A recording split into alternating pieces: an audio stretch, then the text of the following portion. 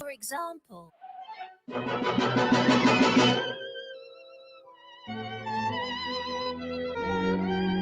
One night I sang it to my girl, and now my girl's my wife. And an animal lover she is too. Oh, she's not supercalifragilisticexpialidocious. Supercalifragilisticexpialidocious. Supercalifragilisticexpialidocious. Supercalifragilisticexpialidocious.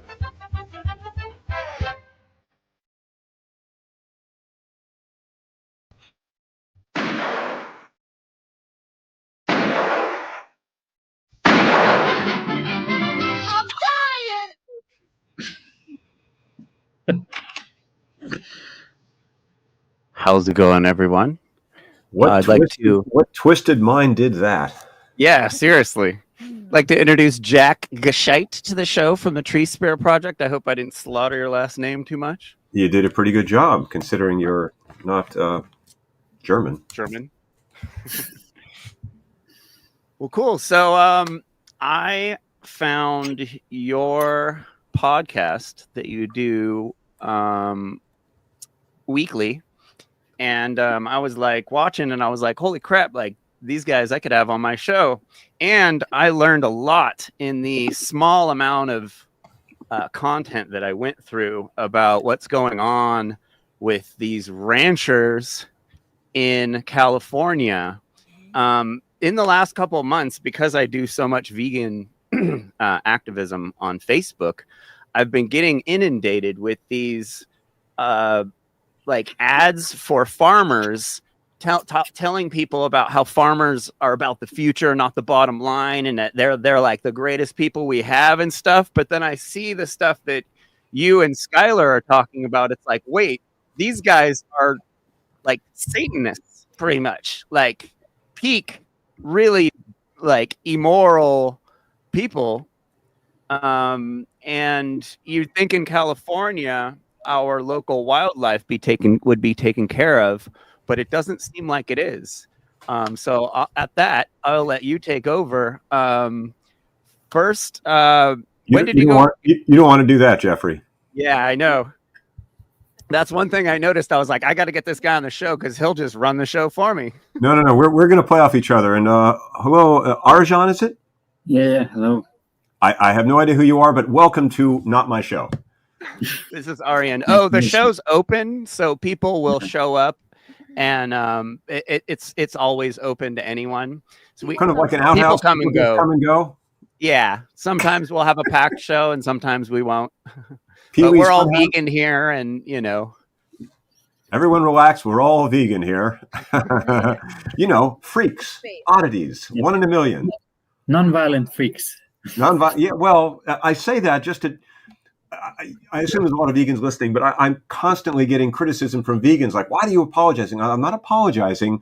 I'm constantly aware of my target audience. That's what I was taught in advertising.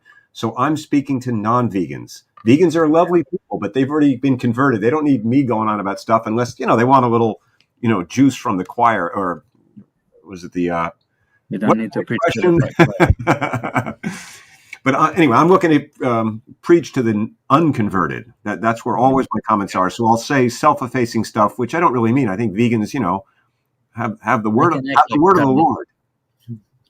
Sorry? I can act like a carnist if this helps. That's good. I was a carnist for 50 years. Yeah. 50 years. Yeah. Most of us were at some point. Right. Yeah. I mean, the vast majority of us were raised that way. So did you call it, Jeffrey? I saw someone on social media. I thought it was you who called it a thrice a day death cult? Oh, yeah. Yeah. Yeah, exactly. They tell us we're in a cult, but it's like, you're in the death cult that has a sacrifice 3 times a day. That sounds a lot more culty than anything we're doing. It's brilliant for fellow vegans. I don't know whether it's going to convert anybody, but there's a place for every wise remark. I appeal to ridicule quite a bit. But that kind of gets, I engage a lot with the trolls, and that gets a lot of eyes on the content. We use these guys as examples for everyone else who's watching, which is the majority of the people watching are carnists still. And, I hope by engaging with these guys as much as I do that some of them will remember some of the stuff. And someday when their doctor tells them they don't have much more time to live, they might think, oh man, I should do that. I should probably talk to Jeffrey and try and turn my diet around at least. I welcome any carnist to come on the show, and I don't mean to debate and come at each other. That doesn't accomplish anything in my mind. However entertaining it is for media, to watch the plane crashes and car wrecks of conflict between people. Not my interest. I really can reason with people and listen to people. And as I was saying, I've been a meat eater for many more years, decades, than I have been since 2014. 2014, I began my conversion, and I didn't find it easy like some people do. So I got nothing but compassion. And that's my flavor. I have, again, activist friends who are more strident and more, you should be, you got to speak the hard truth and don't yield and don't bend, don't meet people where they are, MEET, et cetera. And that's fine. It's another opinion for that personality. For me, I want to get along with people to reason with them. Because for me, the arguments for veganism are just so overwhelming. I mean, 4 big reasons to not buy into it, or to buy out of the cultural conditioning, that it's not, I don't have to push hard. It's just reason with people, listen to them, treat them with respect, and you can convert them if they're open to it. If they're not, then they're not. So, hi, Alicia, you're the new person in the house. I've never done a podcast like this where people just come and go randomly. Yeah, it's a new thing. It's a new generation of podcasting, new format. We'll have, a bunch of people up here, and sometimes we won't. But yeah, so when did you first go vegan? 2014, I saw the documentary Cowspiracy, like a lot of people did, and that was the one that the light bulb went off finally. Like, oh my God, I had no idea. I was with my tree spirit project, I am a forest advocate. Trees are precious. Both for me, I'm a tree lover, hugger, climber, all that stuff, but also trees are the terrestrial lungs of the earth. Of course, the oceans are too, but for the oxygen production and carbon sequestration on land, nothing beats trees, and they're free and they grow by themselves. All we have to do is stop cutting them down. And I didn't realize, as I learned from Cowspiracy, the number one reason we cut down trees globally, amazingly, I didn't know, was to raise cows for human consumption and to raise the vegetable crops, not to feed the humans, that would be far too efficient, but to feed the cows. And I was like, you got to be kidding me. And I had to check everything out. I didn't believe it. I was fighting it, of course, as you do when something comes in out of left field that just can't be true. And then it turns out, oh my God, it is. I'm ashamed. Ashamed that I didn't know. I consider myself pretty educated and keep up with things. And that's what started me. So I feel like I saw pictures, your photography growing up at some point. How long have you been doing those the naked tree pictures? Probably 2 or 3 times your age. What are you, 12? Just about 14. I was taking my first, what I went on to call tree spirit photographs or tree spirit project photographs in 2004. So just a couple decades, not that long. Yeah. So I feel like for probably 10 years before that, or at least 5 years before that, you probably saw mass nudes, which are made by a guy called Spencer Tunick, which have nothing to do with nature. And there's God knows what his message is. He's a talented guy, and I'm in awe of him as a producer of huge photographs with thousands of willing nude participants. He ends up mostly in Europe, where they're less uptight about nudity, of course, without the puritanical streak we Americans have. But there's a naked bicycle ride through. What's it called? There's naked. I mean, there's all sorts of reasons that the normies, the dominant culture, likes to be naked in play, and we're taught to be ashamed of it in America. So there's pushback against that. But for me, it was all of Tree Spirit Project is designed to have people reconnect with trees and the natural world. That for me is the big overarching problem facing humanity. And the more we spend time, instead of God help us, 50 years ago, we'd be in a room having this conversation and beaming it out. Now even we're not in the same room. It's all digital and less connection. The pandemic set us back, or if you will, thrust us forward even worse into our dystopian future here. And that's the cool thing about that critique or lament or diatribe is it's beyond politics. It's just our society and going toward, fortunately, AI is going to fix everything. Mm-hmm. Yeah, or government, with just like government says that they could control the fires. So before we go into your government bashing, which is probably one area where I don't know, it'll be interesting to have us intersect on that. But do you want me to do the point raised thing, at least touch on it, or we got plenty of time? Yeah, we got plenty of time. I was going to go through a couple just smaller things before we get into point raise, because there was a video I wanted to watch that kind of one of Skylar's videos that kind of gives like the gist of what's going on there. One of the shorter videos he has. But how do because like we're in Southern California, so we have these fires all the time, and they're always like, oh, government needs to control the forest to stop the fires. How do we control fires without controlling the forest, I guess, is my question to you. Thanks for the topic. It's near and dear to me, and it's as soon as this point raised thing kind of dies down a little bit in the next month. I mean, the fight will continue, but we just had a big turning point. I will return to the forest issue, and we can't control forests. All we can do is what we currently do, which is cut them down and destroy them. And we have a name for that. It's an M word. Do you know the M word for how we control forests and tame them so they don't burn us down? Maintain. Yeah. Manage. Manage. Yeah, manage. Or as I prefer, hyphenate it, manage. We continue with our management of Mother Nature, which is subdue, tame, control, and always now, even conservation and restoration, which used to be meaningful terms. Now they've been completely hijacked. And all that means is always, always, always, without exception, killing plants and killing animals, or killing forests, which kills animals that used to live in the forests. We don't kill them directly, we kill them indirectly, as with climate crisis, which is, as you guys know about climate crisis, primarily driven by killing domesticated animals, also as the major driver of killing wild animals. There's so few of them left. And as we know, the frogs in hot water was the analogy I grew up with, a nuclear era. But as each new generation of kids are born, they're like, oh, this is normal. There are no frogs. There's no bugs on the windshield. There's no cicadas in the summer. There's no lightning bugs. It's just slowly, but not so slowly and surely, species are being wiped out by us, the apex predator, the most intelligent species on the planet. and I'll do the last little tirade here, then I'll pause. I think we like to consider ourselves the most intelligent, and I make the case that we are actually the least intelligent species in the planet because we're the only ones fouling our own life support system and taking all the species with us. How is that in any way sapiens? It's Homo not so sapiens. We're choking ourselves. You have a really good live stream called Invasion Biology that was kind of mind blowing.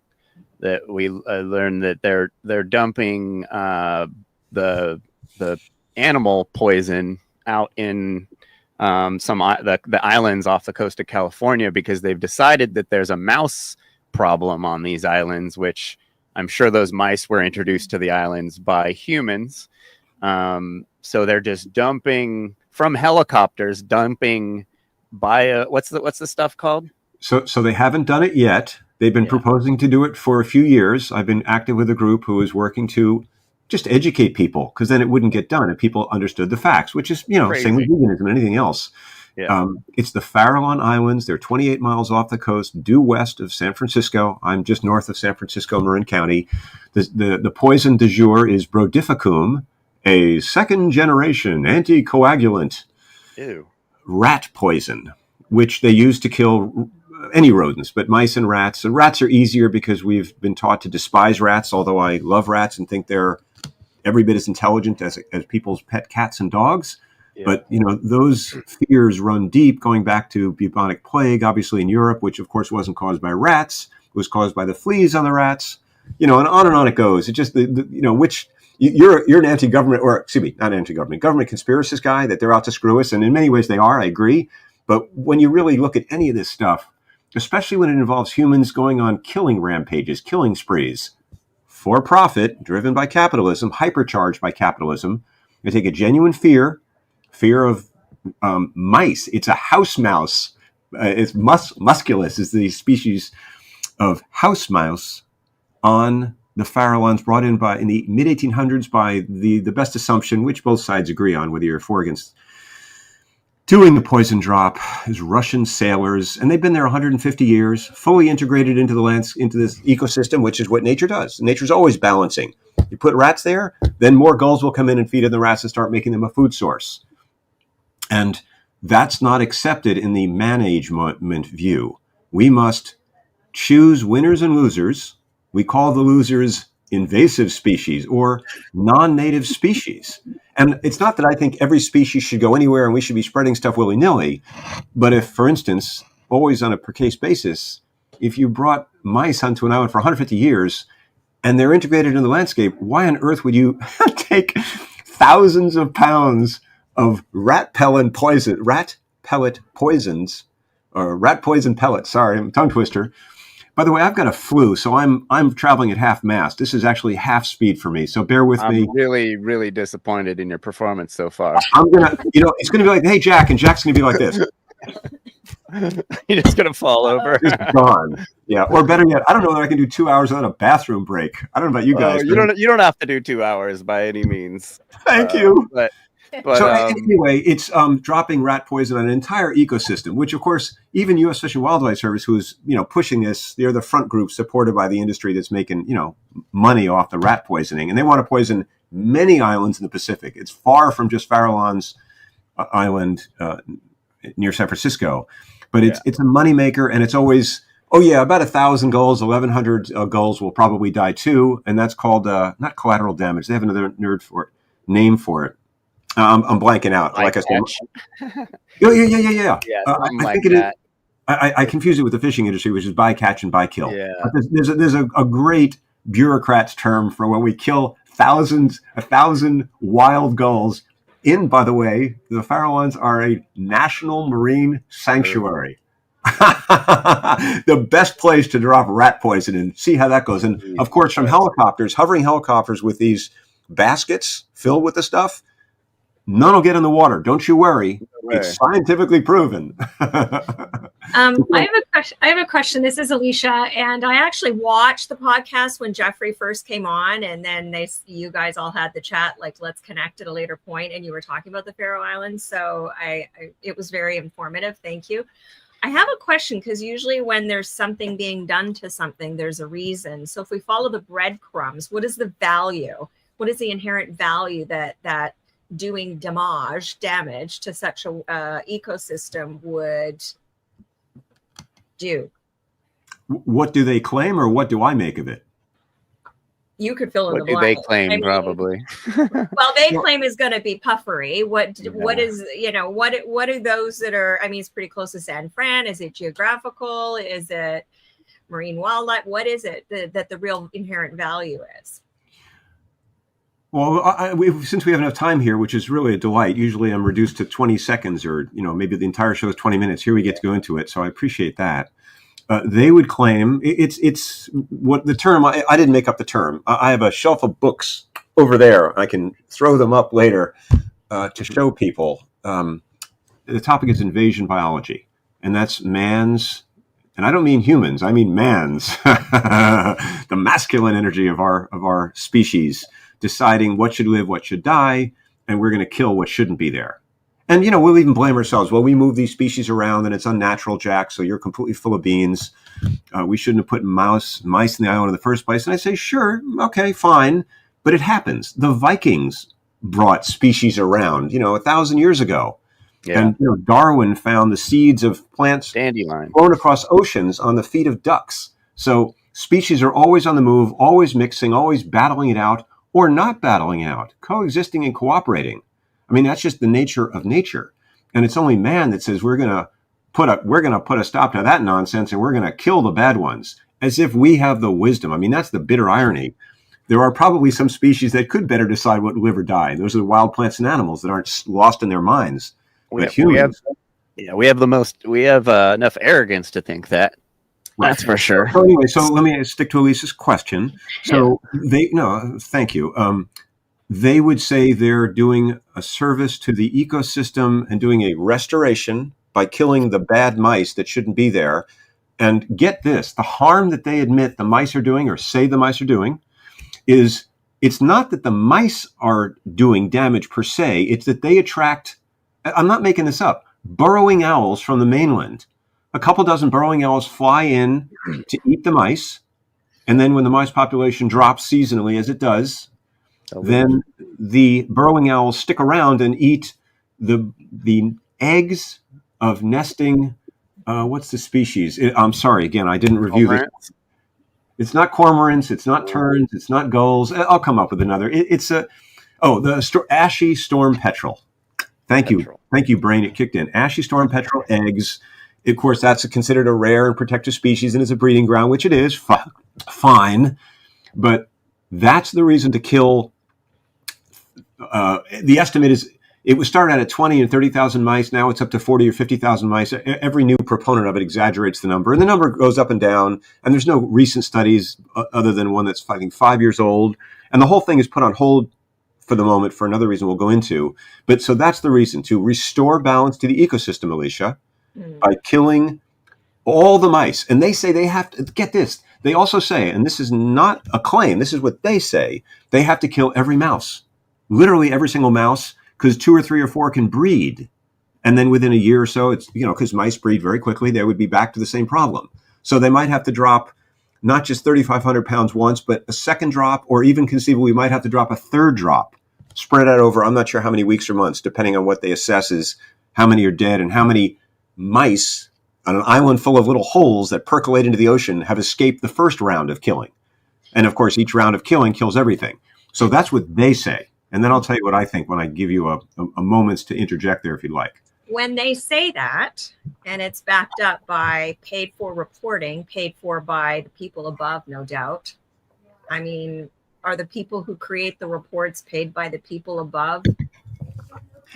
Well, who I mean, it's a breadcrumb. So, and does this happen anywhere else in the world, or is this specific to the Faroe Islands? So the pesticides industry is a multi-billion-dollar industry with global giants operating across the globe, and they are targeting islands around the globe. It's really big in Australia and New Zealand. Okay. Those are places I used to fantasize about moving to get out of America. And now I'd go there as long as I don't read the news and watch helicopters dropping brotificum there everywhere. And they even have less regulation. They're killing more. There's lots of good little activist documentary films on YouTube about all this stuff. But so the industry, it's not going to make, hundreds of millions of dollars on one poison drop in the Faroe Islands, but it's an example. It's sort of like Point Reyes is arguably between, 4,000 and 5,000 cattle. So why would the Cattlemen's Association of California and the national cattlemen's groups fight so hard for 5,000 cows, 4,000 cows at Point Reyes in a national park? Just let it go. You just can't broker anyone challenging the mythologies, the ideology. You want to popularize them, not have them be, shown for what they are, which is, how shall I say this ambassadorily? Not accurate. So what I would say is this is a moneymaker, and it's there is a pattern. Then, sorry to interject. So there is a pattern. It has already happened, or it has also already been threatened in Australia and New Zealand. Are they copycatting there, or is everybody under the threat? More of this has been going on in Australia and New Zealand. New Zealand's actually leading the way with this eradication efforts, poisoning efforts.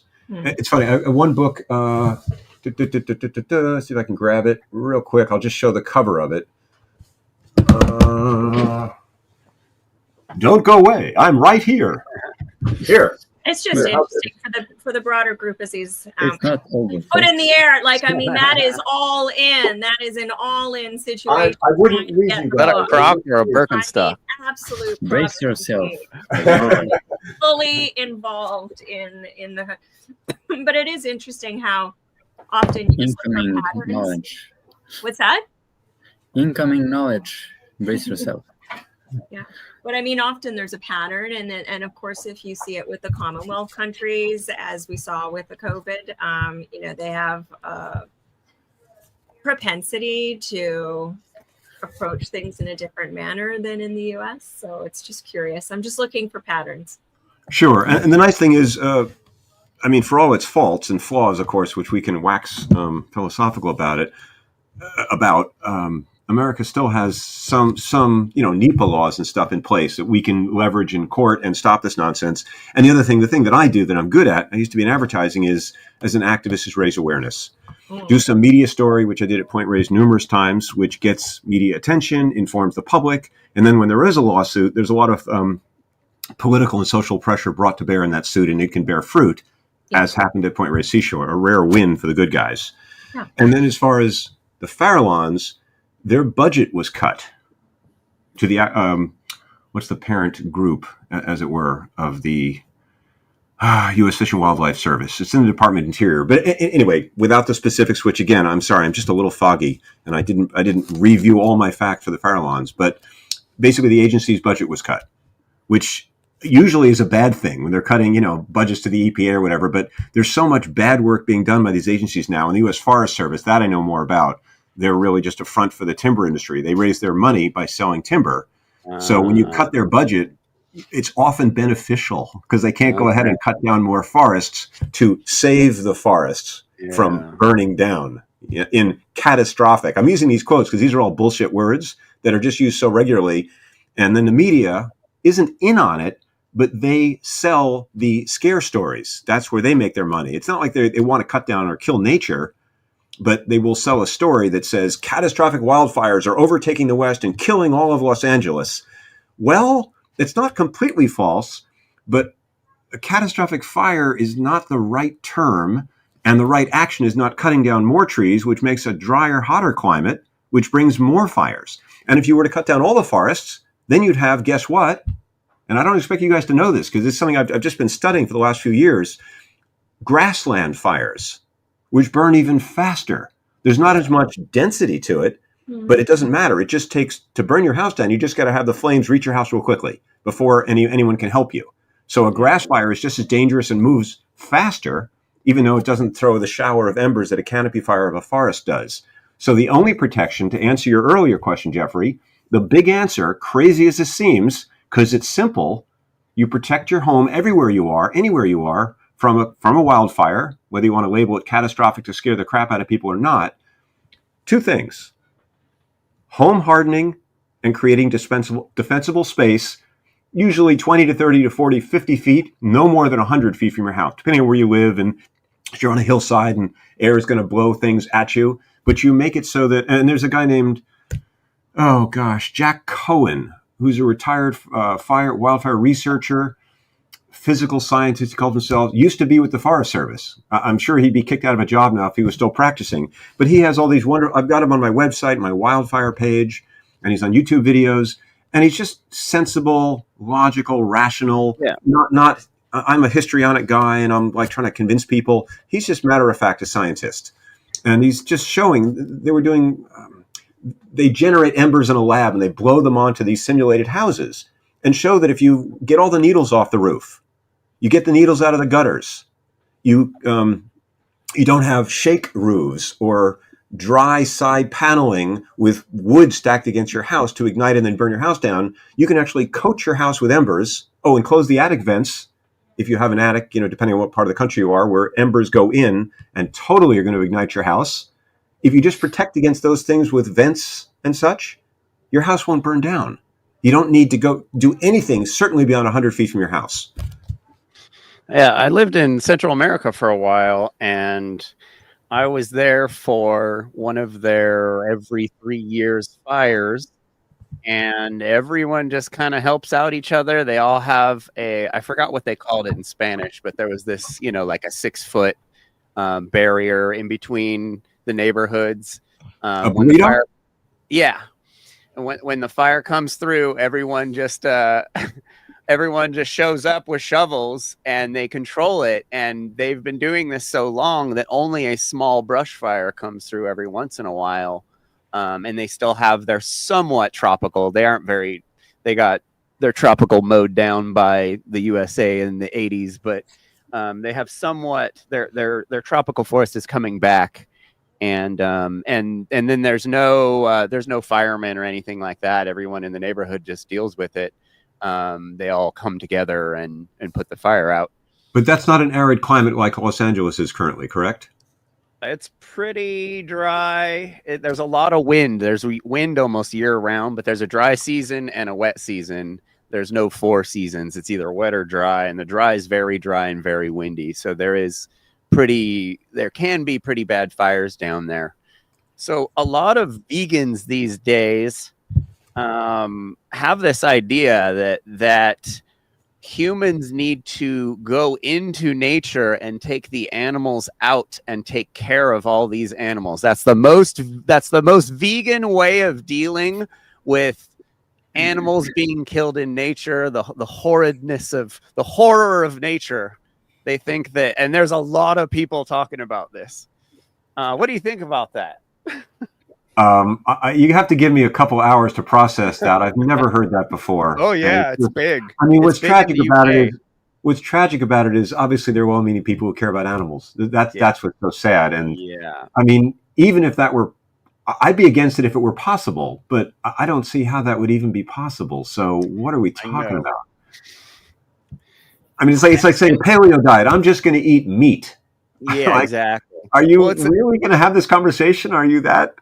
It's the same idea again of, government knows, or, the greater good of, like the community, what would I call it? Society knows better for these animals than nature does.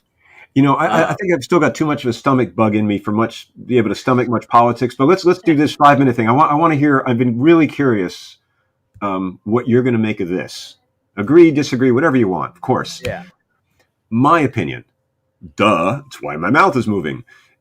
Someone on the right, generally, actually extreme right and extreme left now, meet at the other end of the circle, blaming government for the ills of society. Mm-hmm. I used to call that right wing, and then lefty or progressive anyway. I mean, it's funny when you go extreme, you kind of get to similar, which is tear it all down. Yeah. But the liberals, classical liberalism meeting around the back. The liberal like me demonizes corporations, a la Ralph Nader, one of my heroes from the 60s, when I was coming of age politically, in the 70s really, where government is certainly flawed, but at least we have some degree of control over it, whereas corporations, we have none. And without corporations challenging the Elon Musks of the world these days, I mean, the supervillains now, they're kind of a cartoon. Yeah. The excesses of capitalism run amok, as opposed to socialism, which is concerned more with socials than with capital. Government actually serves a necessary function. And of course, it's as good or bad as the people in it, as we're going to be reliving again now. But for me, neither system is perfect. It's not like, Jack, you're so smart, you run it. Like, I'm not the guy for that. But for me, corporations, 1976, the movie Network touched on this, whatever that was, 1,000 years ago, that corporations are now so large and powerful and function multinationally for profit, they're beyond really the regulation of government. And that's the problem. Whereas the I won't use the T word, but current folks, let's say, it's vogue to say, well, if we just dismantle government, Ronald Reagan started this stuff, first person I didn't vote for. If we just dismantle government, then we'll fix the problem. And what it does is let loose capitalism supercharged. So that's my thought. I'd love to hear your response to that.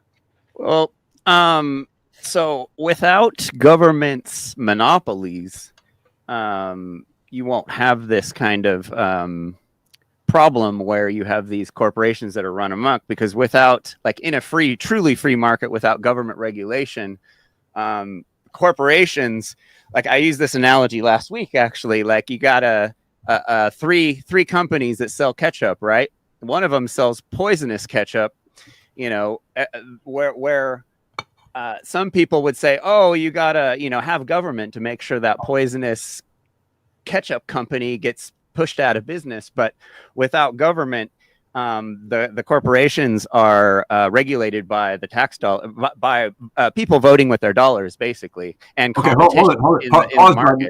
Pause button, as my shrink used to say. Pause button. So let's just take that specific example. That's a great example, because I'm jumping in there but without regulation, you're saying that the market would right itself because lots of babies would die. And they say, oh, I better not eat that product. And that company would then fail after killing lots of people. Right. What board member would let their business do something like that to miss out on profit? Like you're using the greedy capitalists' greed against them. They're actually having to offer the lowest priced, best product in order to survive, because the people are all voting with their dollar and they're going to vote for the best product that's the least amount of price. You would be right. You're never going to have a system where no babies die from ketchup. It's going to happen every once in a while, but a open free market where the corporations are regulated by the people's dollar is a far better situation than government allowing a bunch of corporations to do whatever they want, despite what type of money the people are actually putting into those corporations. So in an ideal world, yeah. But in the real world, there's advertising and PR firms, which, as we know from the things we really align on, which is the dairy and beef industries, let alone every animal industry, they just outright lie. And you can just say the absolute opposite of what's true, promulgate it through now these days social media platforms widely, quickly, completely deceitfully, and pull the wool over the average person's eyes who doesn't have the time to be educated and is a victim. But anyway, I feel like Alicia and Arjan, I just want to ask you, should we keep talking politics here, or one more thing, and then we'll watch we'll get on with Thule. The Thule elk. Basically, whenever humans want to manage something, they just make a huge mess, like in nature, basically. Yeah. Would you repeat that so I don't have to, Arjan? I think that's exactly spot on. Save everything, but we don't know to save ourselves. We're choking ourselves because of taste pleasure. Crazy. What is that joke? I completely agree. Whenever we try to manage things, especially something as complex as nature, which we don't even begin to understand. We have good intentions, but we don't have the knowledge, the wisdom to. Sometimes not doing anything is better than messing out of the natural cycle, right? And the challenge, of course, we also live in an American capitalist society where every artist I know, musician or painter or activist, you got to make money. You got to do something to make a living. And if you're really lucky, you're a tenth of 1% who gets to do the thing you love and have it be paying enough to pay your bills. That's, again, it's not like I have some master plan how to resolve that, but that means that people do a lot of stuff that is compromised, or you sell out to a corporation because you need to pay your bills and survive in this world. That's the trouble with where we are. Yeah. Without another thing that the government, I know. But without government, we don't have subsidies going to the meat and dairy industry either endlessly. Well, I blame that on the industry more than I blame it on the government, who yields to the industry pressure. But sure, both are to blame. What is this? I don't even know what this is. A brief history of the point where this is one of Skylar's videos. It's just a short one that's pretty awesome. Yeah, everything he does is pretty awesome. Oh, yeah. So shout out to Skylar. Hopefully we'll get him on the show, too. He's got a channel called Watching Humans that is just it's Jack's co-host every Tuesday. You guys have a podcast? Every Tuesday, 9 a.m. Pacific time. It's called the clever name Skyjack, SKI Skyjack podcast. And it's on his YouTube page, which is Watching Humans. And his is Skylar Thomas, a documentary filmmaker who made a documentary, not this one, but a feature-length documentary called The Shame of Point Reyes. And that's what I saw that opened my eyes up, dropped my jaw to the ground, and had me get involved in that issue because I thought I could help make a difference. And you can find my podcasts on my treespiritproject.com website /podcasts, of course. Thanks. Yeah. We watched your guys' videos and Skylar's videos. His videos on regenerative grazing are really good. We, Allie and I, we do lots of debates. We had a several part debate with a farmer about animal ag versus plant ag, and so we're way into this kind of stuff. But yeah, this is just a video. One of Skylar has tons of videos on this subject. Both of you guys do, but this was a good short introduction to what's going on at Point Reyes with the endangered Thule elk. Because I started releasing to YouTube previously unreleased segments of the documentary Death Park, people are showing up on my channel and seeing these and commenting without knowing the full context. So let me give you some quick background if in fact it's running time and a half. Story. This is all taking place inside of a national park unit, Point Reyes National Seashore. And a section of that seashore was used to try and bring back a threatened species in California, an endemic species, the Thule elk. Due to overhunting, this species was down to something incredible, like only 10 or 12 individuals. And there was an idea to take some of these elk and put them inside of a reserve inside of Point Reyes National Seashore. So, sounds like the beginning of a happy story.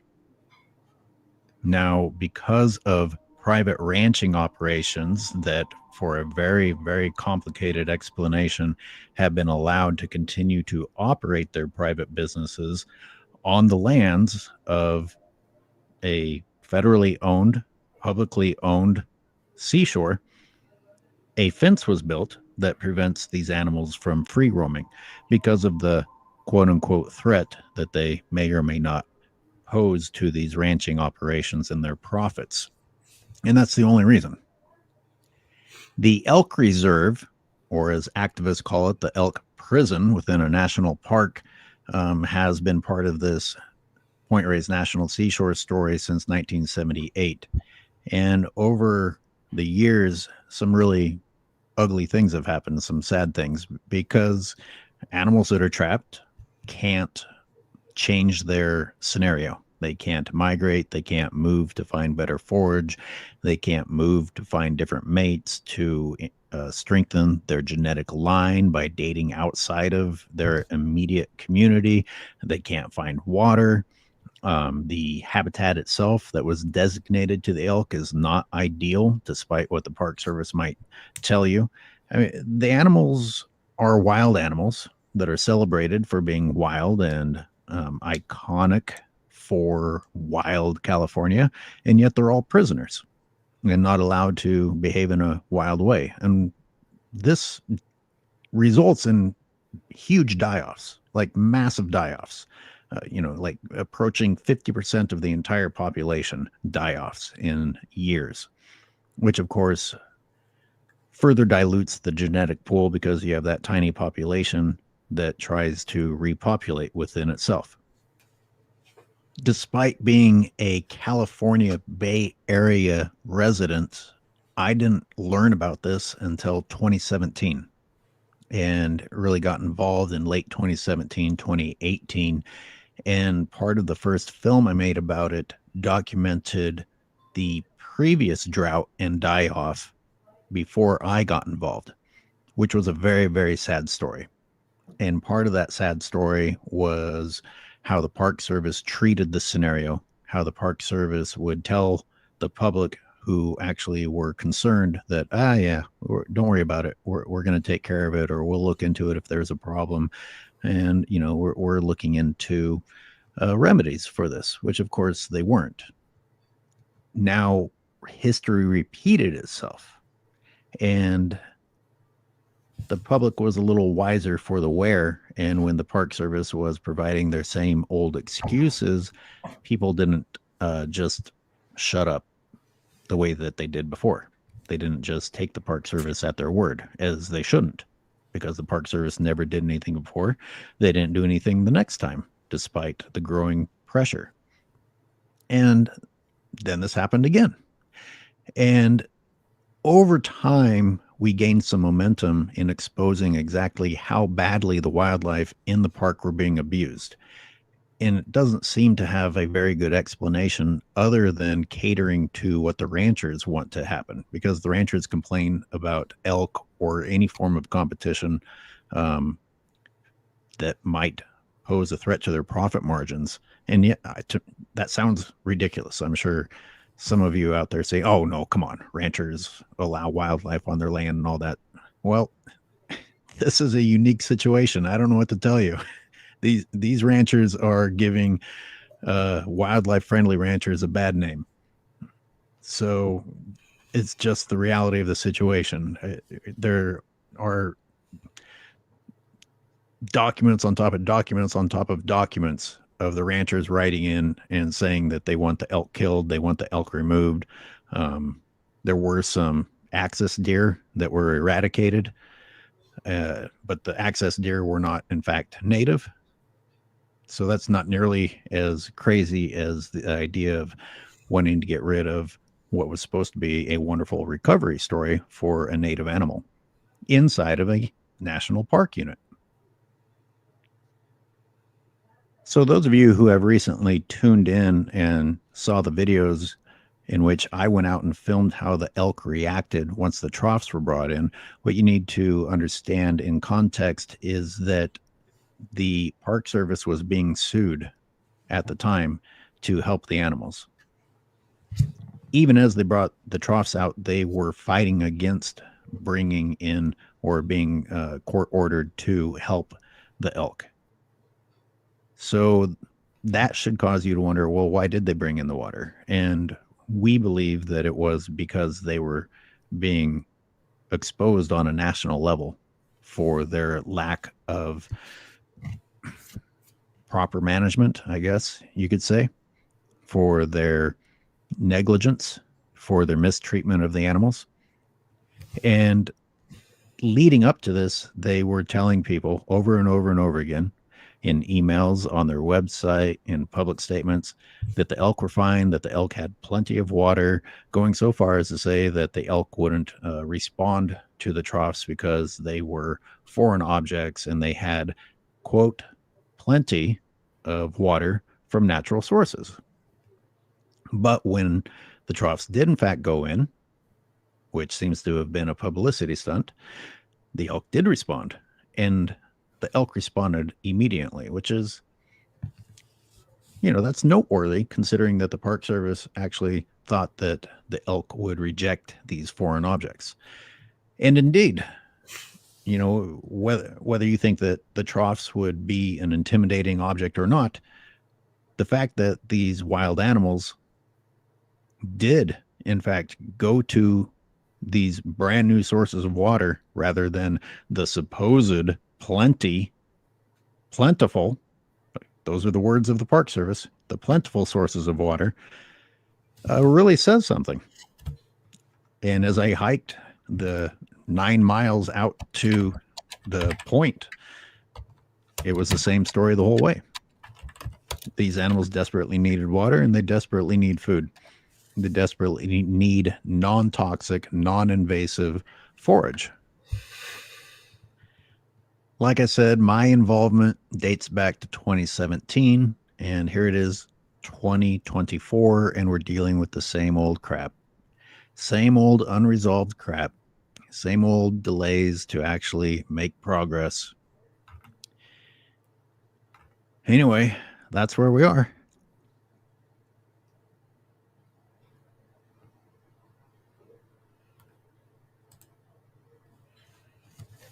Yikes. Yeah.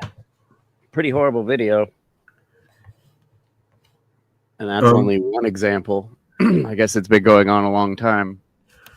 Skyward's a very good filmmaker. Like I said, his Shame of Point Reyes is what got me in 2019 when I saw it to get involved in this 5 years ago. But that, for me, is an example of how not to make a film.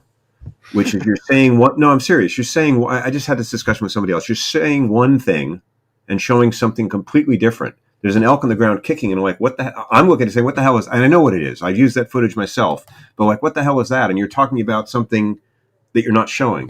For me, it takes away from what you're saying, and you're upset at watching an elk obviously on the ground suffering and don't know why, and there's no story. So for me, it's really frustrating to see that, especially because I know he's a good filmmaker. It doesn't mean everything he does is a masterpiece because he's putting stuff together on a dime on a short time. But that elk was shot by an activist friend of ours, a guy named Derek, who came upon that guy. Derek spent more time in the park than I did over years. And that guy was down on his side kicking like that and obviously in distress and couldn't get up. and very upset that there was a human near him. And my friend Derek, who like me, has been out there enough to learn to love these animals, was in tears. And he's like, I'm sorry, but I want to film some of this because we can use this to get people to help so that more of you don't end up dying like this. He agonized about whether to bring the Park Service. I mean, or even just the story I'm telling you about that is more compelling because it has something to do with what you're watching versus talking about bringing in water troughs. Like, what the it's very, very frustrating for me. And again, Skylar's a great filmmaker, so no diss on him. I'm just saying, of all the things to show, I'm glad you did because it showed the fence, the land, and the elk. But as you're showing, that elk at the fence line there, I want to say, you see how the grass is low on one side and then there's dark green vegetation on the other? That's what elk and cows do very differently to the land. I want to explain the pictures you're seeing. It's the show and tell I learned in kindergarten. Yeah. So yeah, I mean, do you want to go back and look at anything, or is there a video on your?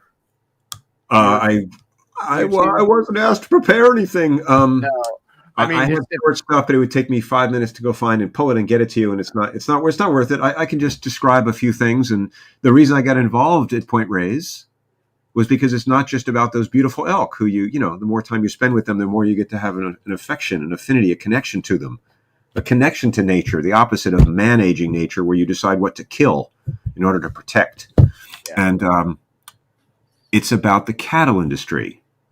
Point Reyes Natural Seashore is 20 miles north of San Francisco. Progressive, environmentally aware, wildlife-friendly San Francisco natives in the Bay Area, Oakland, Berkeley, all these. And people have no idea what's going on at Point Reyes. I didn't know for 20 years living here, driving in, and you saw some cows and a dairy, I guess. It says award-winning dairy of 2007 or something. It was green like it is this time of year when the rainy season. And then there were some elk in some spots. And I don't know, cool, there's elk here. You had no idea what was going on. It's not explained in a brochure. And it's, as Skylar said, I mean, to be specific, there were 10 elk reintroduced to the park in 1978. 78, the year I graduated high school. That's how I remember. Although my memory's failing. And the year I was born. Really? Yeah. Wow. You're so cute. You're a little puppy. So 10 elk were brought in from, I think, Bakersfield. The species was almost extinct in the state. I mean, there's a few. Actually, I shouldn't even say. I don't know how many were in the state in 1978. Now there are supposedly 6,000 in the world, all in California in different reserves. Point Reyes, I think, still has the claim to being the largest reserve, meaning in all of Point Reyes Seashore, there are actually 3 herds. One is the biggest herd inside the fenced so-called Tule Elk Reserve. Its official name with that big fence that you saw in the video. 8 foot tall, roughly 2 to 3 miles long. And it traps the elk in this northernmost, driest peninsula. That's where they were put to keep them away from cattle. So even when they were brought in, they're fenced. Why? Cattle industry. 18,000-ish acres of land inside Point Reyes is set aside for private cattle ranches who were paid to leave and didn't leave because they just decided to stay and they had political clout to do that. And they degrade and denude the land. They're the single greatest source of land degradation in the park, land desiccation in the park, vegetation destruction in the park, water pollution, water contamination by manure in the park, and of course, greenhouse gas emissions in the form of methane. None of that is mentioned when they call themselves, get ready for it, stewards of the land. More like sewers on the land. And I was just writing an editorial now for a newspaper here who will let me write something. And I'm just saying, if I say that, they'll say, well, where's your proof? No proof is requested of the ranchers who say they're stewards of the land. Yeah. But if you challenge the dominant lie, if you challenge the myth that we need meat to get protein, well, prove it. How about the fact that I haven't eaten meat in 10 years and I've got plenty of protein in my body and no one in this country has kwashiorkor, a protein deficiency. But same with Point Reyes. The myths are so strong and so deeply held. Oh, great. Thank you. That is good thinking. There's a map of the Point Reyes Peninsula. I mean, an illustration I had commissioned by this wonderful artist, Rhonda Lulu Art. luluart.com. Rhonda's her first name. And the yellow spots are where those 3 separated elk herds are. The one at the top of the picture. Oh, thank you. It's like the bouncing ball. The arrow is showing the top of the picture up, the very top yellow. Keep going up. There you go. That area is where the Tullio Preserve is. That's, as you can see, its own little peninsula, which is the most drought-stricken in all of the seashore. The brown spots, the brown area below it is roughly 18,000 acres where cattle have the right to be, and there are lots of barbed wire fences. And then that stop right there, down the yellow blob to the right is where they brought some of the animals out, and I think it was 1998 to start another sub-herd. And then, to their surprise, some of the animals swam across Drake's Estero to the left, and they got to establish another beachhead at Drake's Beach, and there's a third herd there. Those are considered free-ranging, but I don't consider them free-ranging herds because they're still buttressed up against cattle ranchers, and ranchers don't want elk on their land, which is all owned by the public anyway.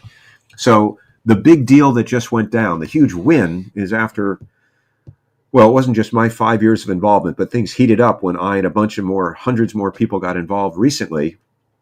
I led lots of demonstrations to highlight the issues I'm talking about, and 3 environmental groups sued.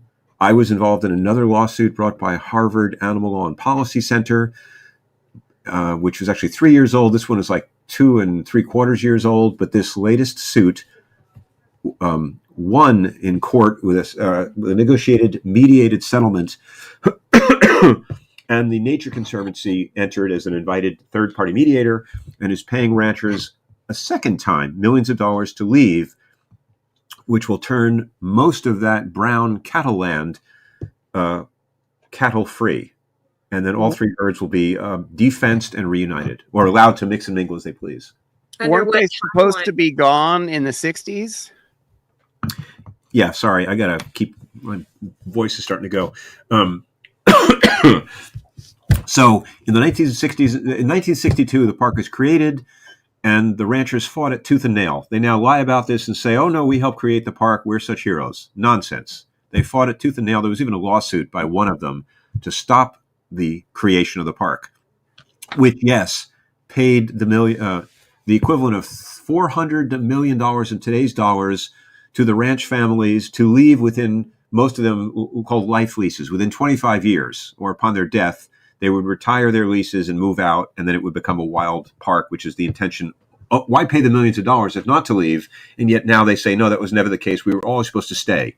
Well, then why would they pay you millions of dollars? It makes no sense. But, these are the ranching mythologies now being brought forth again, even as they're being paid to leave again. And they're still complaining about it. Like, we're forced out, even when their businesses are heavily subsidized by the public anyway.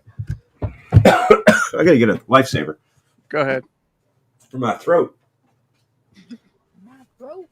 Why were the elk there to begin with? They're supposed to be there.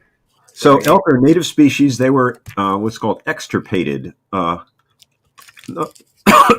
made extinct everywhere, but made extinct in a lot of places locally. So they were wiped out of Marin County and the peninsula.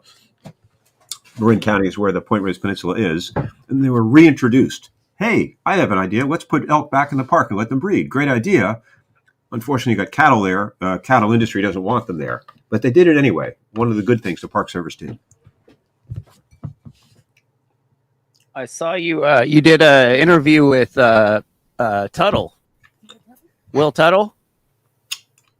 He's a badass. He's the gentlest badass I've ever met. Yeah.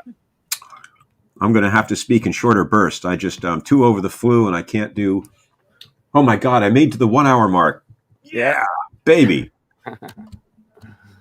Well, you can go whenever you need to if you're without the loo so far, not with the loo. No loo break. No loo break. Yeah, I guess it means I'm dehydrated. Actually, do you know Ruprecht the Monkey Boy? No. I don't. No, you're not old enough. Probably not. It's an old good Steve Martin movie where he co-starred with Steve Martin was the best. Is the best. The guy still looks great. He does. That's because he went gray at 27. With men, it works. Anyway, Ruprecht the Monkey Boy was a character he played in part of this con artist, and he was like, "May I go to the bathroom?" And the person says, "Yes." And he goes, Thank you. Oh, we watched Brazil. We Say watched again? Brazil. What do you Remember think? we were talking about Gilliam. That was one of the most like kind of coherent one of his like best kind of like it was a good one for sure. We went on a whole. Do you know what's his name? Terry Gilliam. You know who he is, Alicia? He started off doing Monty Python, but he went on to do a bunch of really strange and amazing movies, including 12 Monkeys, which is one of the most vegan movies of all time. If you haven't seen it, Brad Pitt's in it, Bruce Willis. Yeah, I He did Fear and Loathing in Las Vegas, but he did a lot of his movies are all very steampunk looking, and Brazil is his like kind of how would you explain it? Like dystopian future. Dystopian, Orwellian, kind of what's going on now, but amplified. Really cool movie, though. Really cool movie. And not a Hollywood ending, which is a tough thing he had to fight for. Yeah. Imagine Hollywood. I mean, he got a contract where he had the ending. He had final cut, and they fought him tooth and nail over it, even though they was contractually he was supposed to have it. It's like, how can you make a happy ending out of an Orwell film about 1984? Yeah. Ergo the topic. Exactly. Exactly. The ending's heartbreaking, but like it kind of has to be though. It's a dystopian film, so it's like it's meant to leave you feeling that way. But no, it's a great film. Pretty depressing. What's the name? Brazil. Brazil. Terry Gilliam. Yeah. He was the animator for the Monty Python troupe. Oh, okay. Did you see Monty Python's Life of Brian? Yeah, my dad made me watch all that stuff when I was a kid. Was that a good thing or a bad thing? Good thing. What was the one we just watched? The one in Spain. The one of the pirate Don Quixote. Yeah, who killed Don Quixote? Who killed Don Quixote? That's, I think, one of his newer movies, isn't it? It's about the making of a film that never got made? No, that's the move. That one is the one from the guy that played that played Joker originally, or the kid that died.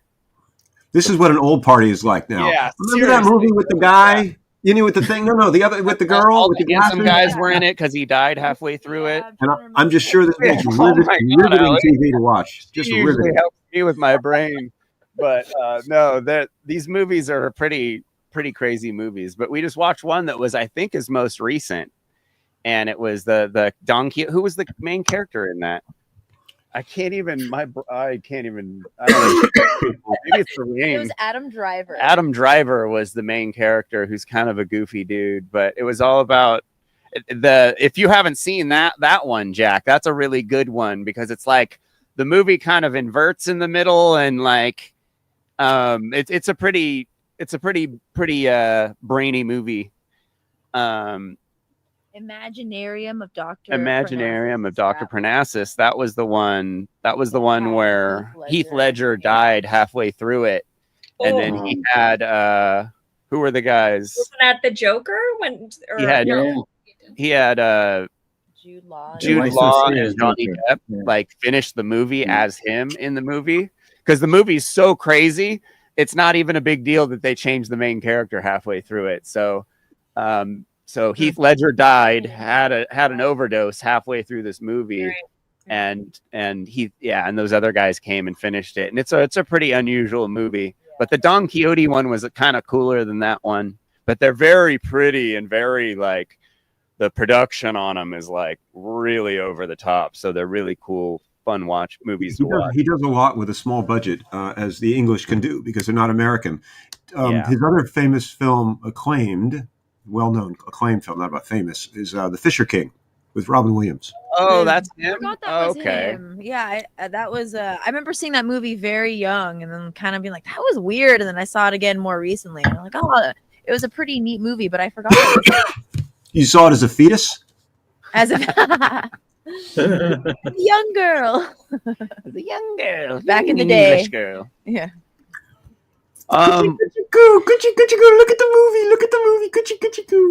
There was one thing I wanted. Oh, geez, there was one thing I forgot to ask about I heard something about you guys were talking about how cattle diseases can actually be passed on to the local wildlife.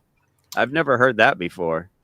Yeah, so Jonas disease is the one that's documented, passed on to elk. And then, of course, the ranchers then blame the elk for having the disease giving to cattle, although it's a common cattle disease. It afflicts most dairy herds. And I don't know, 60% of herds have at least some Jonas disease, something like that in California.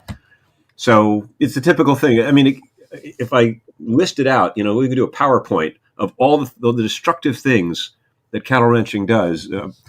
There's another disease, brucellosis, but I don't know of a case of that. I'm not an expert on these diseases, but that I have not heard is passed to the elk. I know that Jonas disease, JOHNE''S, I think it's a Dutch word, something like European. Jonas disease is definitely passed through manure. So there's lots of manure. It gets into the ponds, and then the elk, if they access the pond, they can drink the water and get it that way. So yeah, just another. I mean, heard about a bird flu recently? Same idea. We take animals, put them into tight feeding operations. It spreads disease. It's unnatural. We've wiped out their natural habitat where they're spaced out, and then we pass it on to other species and across the species barrier to humans. So the only ones that deserve it. Yep, and it's all meat. It's meat related stuff. All these pandemics and everything, and E. coli and all this, and the public doesn't even get it. People think E. coli, you get that from lettuce, and it's like, no, cross contamination with meat and dairy and poultry and stuff. Yeah, but you don't get any of that stuff when you're vegan. Like that's not something that that would arise in a vegan community. Like these gross. Yeah, but where do you get your protein, Jeffrey? I don't. I'm dead. Where'd you get your Bitcoin? I've been dead for years. I'm dying now, actually. God. We'll let you go, Jack. I don't want to dry you up anymore. I only ever quit on sexual partners before after an hour. God. Well, you want to shout out your channel while you're with your last gasps? Spirit Project. It's It's on the screen. Thanks, guys. I'm surprised I couldn't do at least an hour and 15. I couldn't keep it up that long. treespiritproject.com. On the front page, there's some rotating slides which show the elk, the podcast. Oh, cool. Yeah. Right. Very good. Right here. That's funny. Well done, Ollie. And then the podcast Tuesday mornings? Tuesday mornings, 9 a.m. Pacific time on the East Coast. That's 12 noon for people who can't add 3 to whatever number I previously said and forgot. Yeah. 9. You guys take callers sometimes too? Oh, yeah. Definitely. We take them and we run them through the mud. Yeah, that podcast is definitely worth watching. It's definitely worth watching.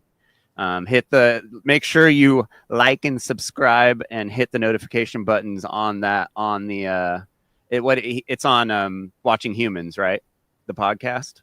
It's Skylar hosted on his Watching Humans YouTube page. Okay. Yeah. And then if that's harder for people to find, or they can if they go to treespiritproject.com, I think it's the second slide on my homepage. It'll say Skyjack Podcast with a picture of Skylar and me. You can click on that. It'll take you to my podcast page where the link to it is posted every week, which takes you back to Skylar's Watching Humans channel.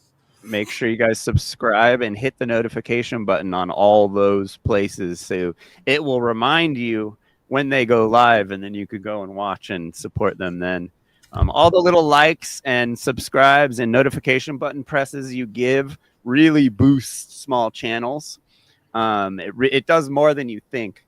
So definitely try and make sure you give them some support, because they're doing great stuff over there. Whenever we watch the show, I'm like, this just seems like my show, but they're kicking ass over there. And I know Skylar is Jack's co-host. He's got a lot of righteous anger. We follow a guy named Mark Passio who has a lot of righteous anger. So we like that kind of language. But anyway, thank you, sir. Well, you're welcome. And I feel like I've lowered my own expectations that I can't do 2 hours talking anymore. I know I have the opposite reputation among my friends. Like, don't give them the mic. It'll be 2 hours later when you get it back. As you know, as a podcast host, you got to be able to do that, right? Yeah, definitely. No, my best podcasts are with people like that. Well, I find, like Jack, say less, and it's fun going back and forth with people. I haven't done a lot of podcasts. I've been on as a guest occasionally over the years, many years, but not Skylar hosting and us doing it every single Tuesday. I really like playing off of other people. I understand why the pros have sidekicks. Yeah, you guys have a really good dynamic, kind of a good cop, bad cop thing going. Or, depending on the topic, bad cop, badder cop.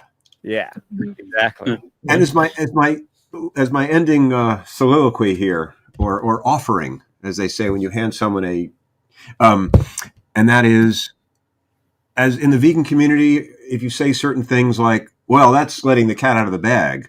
Ooh, don't say that. Don't put a cat in a bag. Don't use that expression. Or it's beating a dead horse, and someone taught me, no, say feeding a fed horse. That's a good one. So there's a whole bunch of those. So recently I was told, no, don't say a bird in the hand is worth two in the bush. Because that's a hunting metaphor, actually. Yeah. Right? No, it's, you have you just killed 2 pheasants. Good work. Hang on to those 2. Don't drop them and you just killed 1 pheasant. Yeah. Good work. Don't drop him going chasing 2 more in the bush. There's a lot we can't say anymore for different reasons. Well, I fancy myself, as you saw by that first thing up front, I fancy myself a wordsmith. I love playing with words. It gives me, I'll spend weeks playing around, tweaking, getting it just right. And I had one that hit today, and 2 things. One is I've got an ego, so I want to get worldwide credit for this, as it goes out to millions right now streaming. And you'll be the very first broadcast to share this wisdom and take it and run with it, folks. Get it out there into TV land. Remember TV? So there's another question. So the vegan replacement for that expression, someone said was, well, say instead of a bird in the hand is worth 2 in the bush. Say a donut in the hand is worth 2 in the box. And I thought, that's okay, but it's kind of like weird and out of left field. And I said, there's got to be a better one than that to say the same thing. And then, it's why baby Jesus put me on this earth. I came up with this. It came to me. I didn't do it. It just, artists, you just get inspiration, find inspiration. Oh, thank you. And it is a turd in the hand is worth 2 in the tush. Wow. Or don't put the carriage before the horse, Well done, Arjan. Well done. So well done, Arjan. And I'm going to actually put the carriage at all. Well, I'm going to come up with a replacement one for that, and it probably won't be as good. But I was so pleased with myself because it's just offensive and stupid enough to be memorable. Yeah. It's amazing you did that. English isn't your first language. You're in Europe. You're 5-6 hours ahead of all of us. You're on it tonight. You're having your spinach, man. Yeah. Well done. This is me at half masked, my dear, for sure. And I've always been of the opinion that every intelligent person should speak at least one language. Yeah. Mm-hmm. That's good. That's good. I always joke.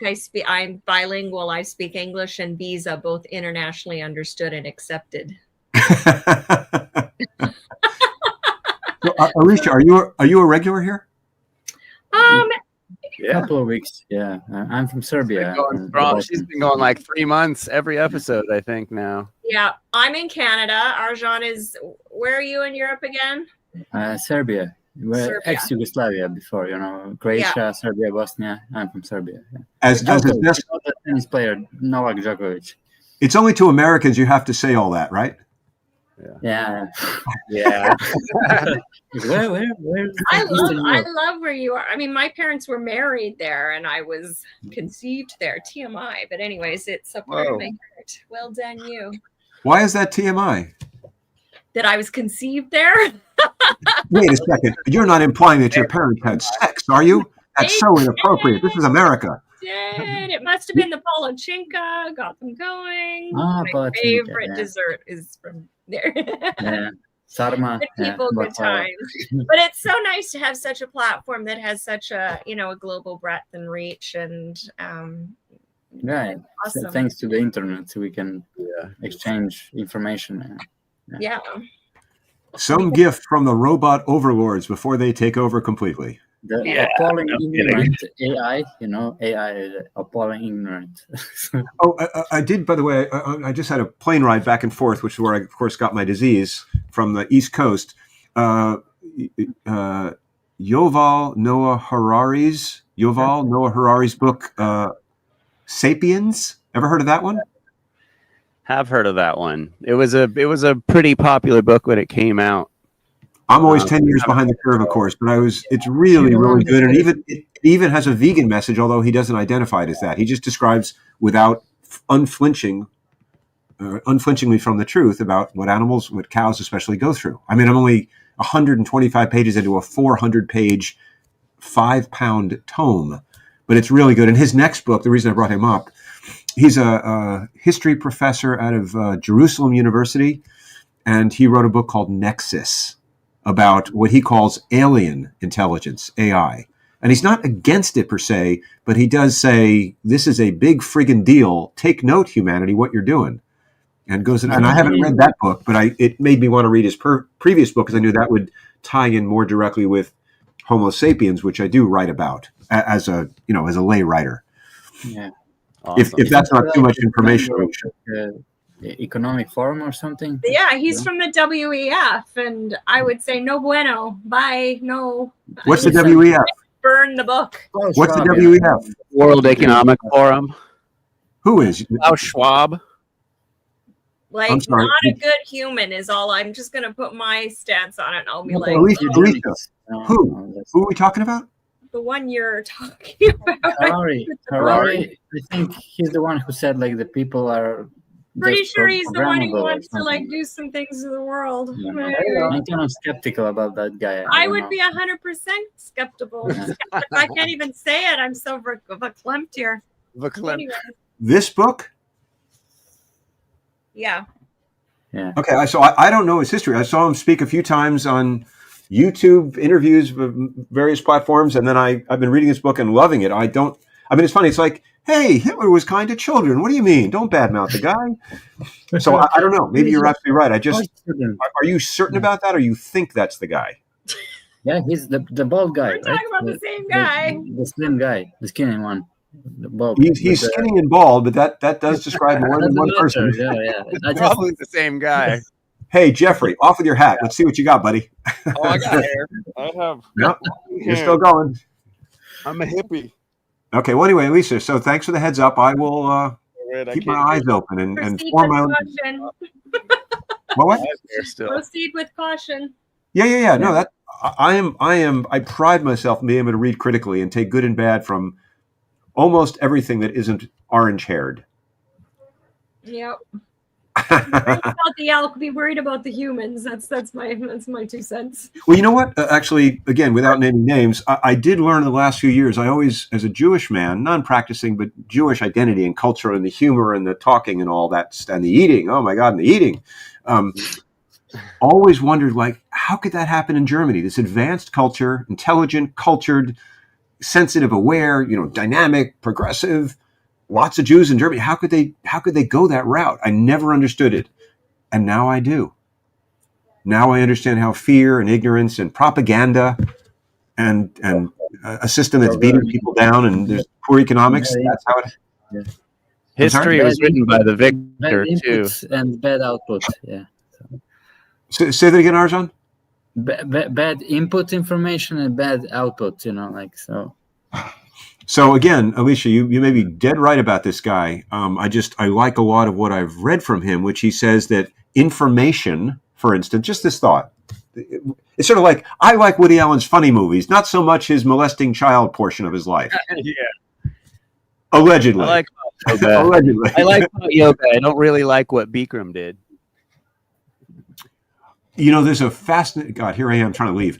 This is my fault. So you guys will give me the go. I appreciate it. But the documentary on Bikram, have you seen it? Yeah, it's pretty bad. It's pretty bad indeed. It's a really good documentary about a pretty bad guy who also kind of helped some people, over the years, but at what a price, and what a scoundrel. So jump to the end result and then apply that to the book you're reading. Well, I might be a similarity going on there. Judging by what little I now know about you, I would say, Jack, read it, take my warning, and then, be aware and decide for yourself. Yes? Absolutely. Beautiful. I figured everyone here would agree with that, I'm just like, As I said the eugenics people, I'm kind of always sketchy, The elk will be the least of your worries if you figure it all out. But yeah. Well, we're gonna watch some videos from here out. You're welcome to stay, Jack, if you want, but things might get political. I wanted to mention this quickly. Yeah. Normally, I'd be up for it, man. I'm from New York. I'm born in this stuff, but I'm going to lie down and take a nap. I've been able to eat about 1,500 calories the last 4 days. It's very draining to do podcasts when you're sick. So we don't want to get you more sick. Feel better. Yeah. Yeah. Thank you so much, sir. Thank you so much. We'll see you later. Thanks a lot. Bye. Yeah. What a nice guy. Yeah.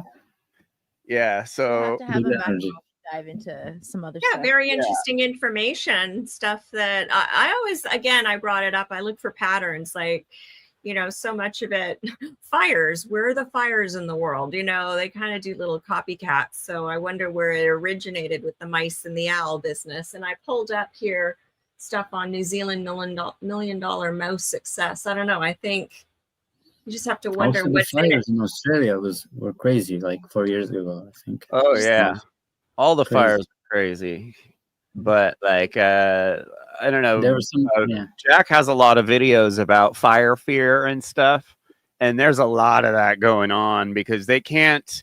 If people aren't fearful of fires, then people don't want to pay tons of taxes to all these firemen, and the whole, the instead of getting shiny new trucks every couple years, they'd have to wait for shiny new trucks after every 5 years or something. So they got to justify their budgets. But Jack's got a lot of videos on the fires, and it's pretty interesting stuff because just growing up here and having to deal with crazy fires every year, you just think about it a lot. Like, how could they fix this problem? And then when I mentioned living down in Central America and just watching how the neighborhood deals with it with no government whatsoever involved, it was pretty interesting. Wow. Yeah. It takes so much to do what they do, and the activism. It takes immeasurable hours and days, and credit to them. Did you guys watch this last week or a couple days ago? I watched that. Yeah, midweek. Yeah. Isn't that the craziest shit? Who is this guy? Giuseppe Padini. Not the guy we deal with. It was so weird. He was articulate. He had. It's a shame that he really degraded in some discussion skills or something. I don't know what happened. Really, he was so good, and he talked about natural law, and he had. How dated is it? What's that? How dated was the interaction? This is like 2019, I think. Huh. So it wasn't even that long ago. But I kind of wanted to watch this just because we went over. The woman was weird. Mark was in a cult or not. Yeah, it was super. Dude, Justin was hysterical in this. He was like, "Why is she yelling at me?" The dark alley. Yeah. Morality is objective and everything, Yes. It was pretty funny. Yeah. And then this dude just really wanted to prove the point that Mark has a cult. And it's just and he kept saying that Mark redefined the definition of cult, but if you go look at the definition of cult and what are some of the symptoms and signs, none of them line up. Yeah. We out of the 10 we looked at, there was maybe one, and it was just kind of, not even that big of a deal. I feel like Mark is the antithesis of that. And I think some people want a little bit more, if they call it leadership. And he's like, no, I've given you the information. Go forth, do with it what you want. But we're seeing some other quasi people kind of become cult-like, but that's another story that has been broached before. Yeah, that's kind of what I was saying. I'm like, if anything, it's other people who are trying to use Mark's following to sort of like wrangle in their own little cult that's sort of under like that. It's the same flavor of like, oh, we're just all studying natural law and all the great work and Mark's work, but yeah. And a lot of these Mark haters are mad that they're not getting attention. That's what I mostly have seeing these guys that are just like, So Mark how much haters. of that is draft and win then? You know, trying to draft off of somebody else's work and then just try to, like. Yeah, I don't Do know. shadow work. Maybe you're gonna get attention. Yeah. Well, So did you ask Justin about, like, have you spoken to Justin about that? And you speak to him and just like, About what seemingly a different version, sure. he still thinks he's that guy, without a doubt. He still thinks he's that concise and that good in debates. Oh, interesting. I feel like he would like that like I said in the video, that Padini for sure on the network. Fucking Right. you know? But Yeah. but I think he got to a point and he thought he thinks he's still there, but he's gone downhill ever since he was there. But he still thinks he's that good. What may have contributed to that? Is it anti-vegan hatred? I don't know. Like ever since he started arguing against vegans, he's just his whole thing has gone to shit. So I think there was a period of the period of isolation that we all know that happened. I think that might have done something. I know, just like with myself, like I've looked at videos of myself like talking and thought, man, I used to be really like, if I was really like up on studying stuff and like just really was inspired, and then going through a period of not being inspired and a low point, looking back, like I've noticed that about myself, but not, I don't know if it was quite to the degree of Justin slash Giuseppe, but I think it could have been that though. But like that period of isolation, playing a lot of video games and not speaking. I mean, not I remember and not like taking in new information and studying anymore, and just kind of stagnating. That was the word I'm looking for. I remember when I lived in Spain, I had to dumb down my English language to interact with others with English, and I remember that there was there was a period of time that took and that it took to kind of seed back, you know, my use of the language and words. Maybe that was it. But when did Mark come out? At what point in the timeline did Mark come out and say actually that about the sentient beings and truly to try to endorse the veganism? When did that happen? Because could it have been that Justin was on board up until that point, and then he was like, that's what happened with most people. Conflict, and then he kind of lost, he dispirited off of the whole platform, and that's what you could maybe see manifest now. Yeah, I think so, because I think Mark was a little bit more like, how would you say, like lenient as far as the diet people are on, just because he himself still ate dairy. I know, because we were listening to an older episode where Patty called in. And on What on Earth is Happening, and on that episode he was talking about health and juicing and all that. But yeah, he was not going all the way. He was still a vegetarian, and Patty had a very good insights. But that was, I think, 2018, that show. So there you go. So it would kind of line up if this is around 2018 Justin. 6 years, that's maybe, when Mark started kicking it up a notch. 2019, Justin got more into Larkin Rose. That split. Yeah, cause and effect. There's just seems to be then something. So but he was already using almond milk and all that stuff. I think he knew that he couldn't keep it up like that. I mean, he knew. Yeah. He was. Yeah. It was like a bit of guilt there, and it's just an addiction. Yeah, with Mark. Yeah, he was really, really honest when Patty said to him, like, well, you can use humane, like, you don't have to hurt the cows. And Patty was like, yeah, but you still use the cows, they are not like, it's still their like milk or whatever, like you're still using them, they are still like slaves. And he took it really like a stoic, like she said, yeah, I guess I consider it, and I have to, I'm working on it and everything. And then when he finished, the call, everything, he said, thank you, like, and yeah, we all are not perfect, and which is the normal reaction that we, like, mature people should react to. That's very profound, because I mean, everybody's going to have their own visceral, or where the penny drops and you just kick into a different gear, right? Yeah. In terms of it's just this not being able romanticizing, to not look at what you're seeing.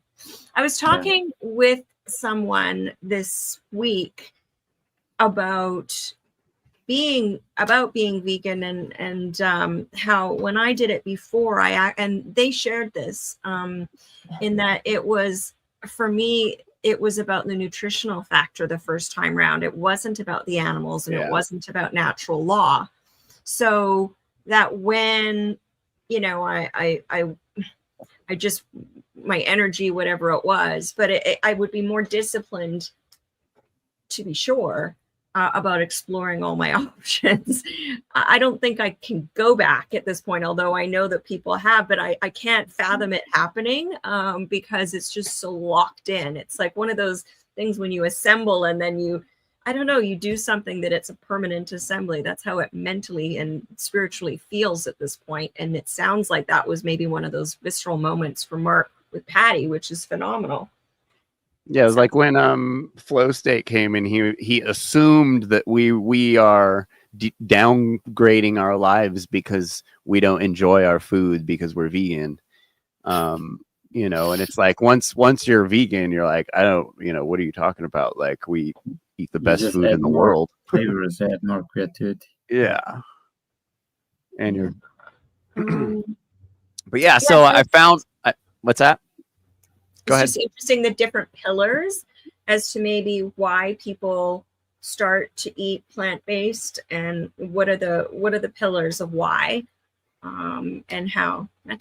Anyways, it's just that's usually and usually it's the health people that fall off of the veganism thing, that are just doing it for health reasons, that aren't doing it for ethical or spiritual reasons. They have less into it. But unfortunately, they get grouped in with all of us as vegans when they never were vegans. They were simply fat, plant-based fad dieters that failed. It's like everyone's like, oh, my friend did this and he's not vegan anymore, and he says this, and it's like, why would I take the advice from someone who failed at something? Like, that's not the kind of person you should be learning from. You should learn from people who are successful at things, not failures at them. You can learn through the failure, as to the why and the how and what needed to change. I'm not negating what you're saying. Obviously, it's better to emulate success. But so the Ostara hydrogen scam still going. Really? Yeah, of course. Yeah. So I found the rest of this skit. Logan Hart and Will Keller are doing a multi-level marketing scam, selling low-dollar Chinese equipment for top dollar. Typical multi-level marketing scam. You can look up on YouTube multi-level marketing scam to find out everything about it. That's not quite natural law thing, right? Isn't? Oh no, you have to be attached to a machine that's plugged into the wall to a wall to be healthy. You guys didn't know that? Hey, yeah. This is just Kevin Buckingham, and I'm just calling regarding the program you have with the hydrogen water system. You guys reached out to me in an email. Oh yeah, Kevin, good stuff. Oh good yeah, stuff. yeah. Thank you. Yeah, you got a lot of followers. Well, I only have 3. 3? Yeah, 3 followers. Three followers. Yeah, you know that's I know this one. that's a lot of people. You know, it's more people than well. Anyways, Will. you calling about the program? So Logan. yeah, I was just kind of wondering, like, what exactly do I have to do on my end? Great question. Great question. So it's pretty simple, actually. You go to our website, which I'm sure you already know how to do. You go to our influencer program page, and well, you purchase the product, and then we send you the product, and then you make posts to your social media promoting the product according to the guidelines. If you adhere to those guidelines, we'll send you Adhere to those installments every guidelines? week until your product is paid back. What off. accent is that, cool. Ariane? Wow. Pretty cool, huh? That's crazy how that works. Any questions? Oh, and when should I get the product by? Yeah. Well, the sooner you get ordering, the sooner you get the product. Basically, that's what I always say. Oh, yeah, no, of course. Sounds good. Yeah. Is that how it Awesome. works? All right. Thank you so much. I'm so excited to be a part of the Yes, that's program. how it works. And then you block the vegans. This is where he goes and he pays like 5,000-10,000 or something, right? Yeah. and he does it. Which is exactly what Logan and Will are asking you to do. Sign up for their... Those pressure buy things. You won't have to spend any money at the hospital anymore with their device. What the fuck, It's man? medical grade, they said. This is hysterical. I didn't see the end of it. They're basically lying. They are. Thank you. Breaking natural law. Breaking natural law to the fullest. Look how it's wrapped. I thought it was the same machine as Will's. It looks like it because it's blue on the bottom.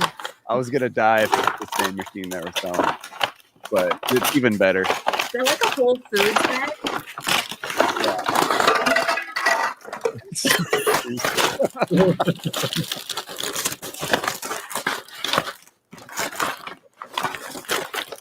Instruction manual? Is there an instruction manual?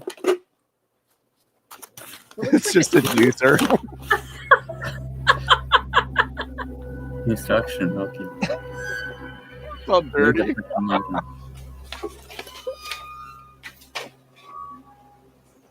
Sign, gotcha. You can tell that's a Breville. I love Breville plugs. Yeah, it's a nicer one. Yeah. I think Mark recommends a Breville juicer. Jeez.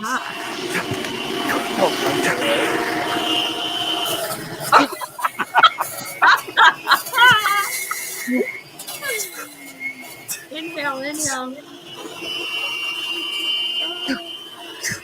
He's funny.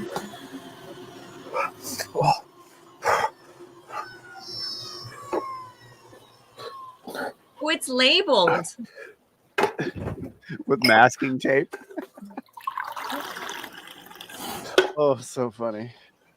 The cable on the water. Yeah. Yeah.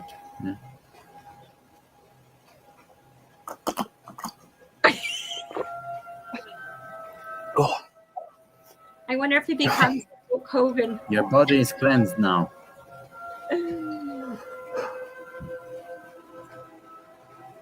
Does this say do it 2 times a day? Yeah. Oh, hey, yo, it's your boy Kevin here, just touching in, aka B Hamstrong 7, and I just want to let you guys know, I just picked up one of these hydrogen water machines by Go Sigma Hydro Water Transcend Plus, and I just want to let you guys know that like I've been drinking this stuff, and for real, like my day has been going just like insane. Like I'm like on another level now. So yeah, just wanted to keep you guys updated, and I'll definitely be utilizing this. So yeah, just keeping it real. All right.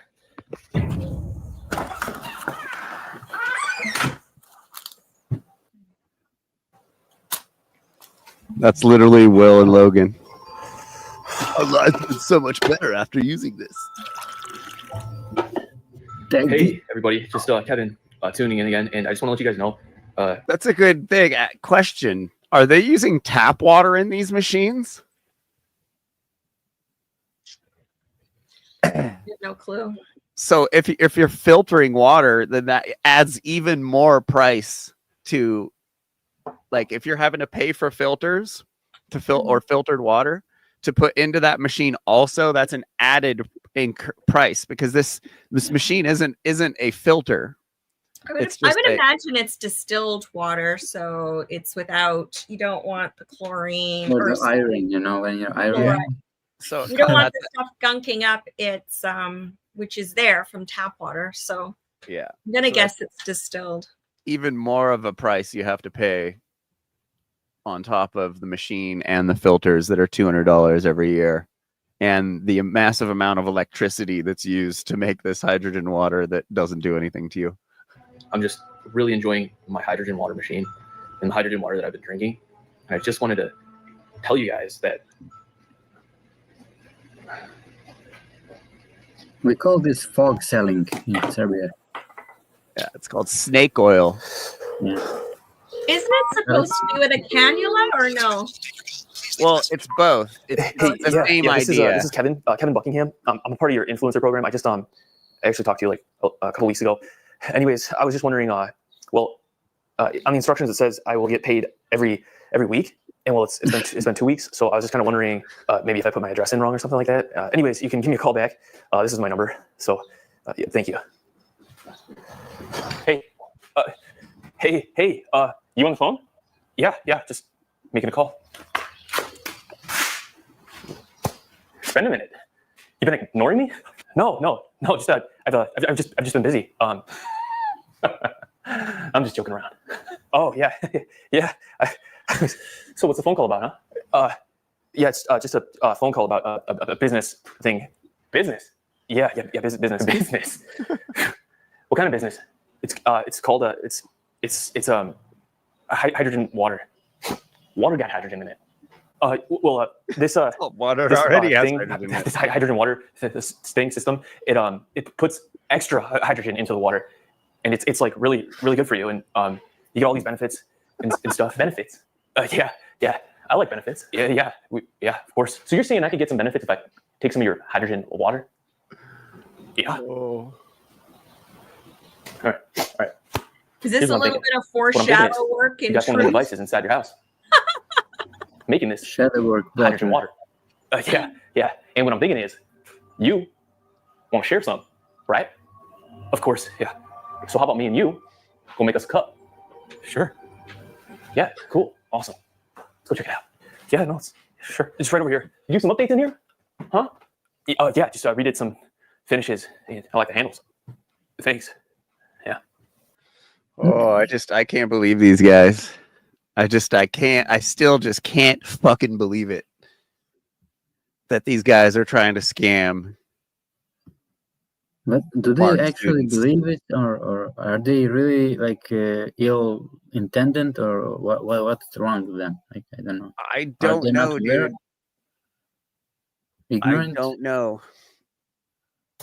But it's just for me, it's really like I am concerning. congratulated. Yeah, it really is. For having acquired something that is going to increase my vitality and contribute to my health. What is it? Well, it is a hydrogen water stick. I get lots of emails, questions about consumer products, and I had a question about this, so I thought I'd better buy it to see what this is all about. Well, it didn't take long to find out what it's all about, because the box tells me. What we have here is a rod that inside contains magnesium. So another example of not needing a $6,000 machine, they actually have rods, hydrogen rods that you can put in your water. And it is in some sort of polyethylene lining. Now, as any student of chemistry knows, if you take magnesium and you put it into water, it will slowly react and produce hydrogen gas.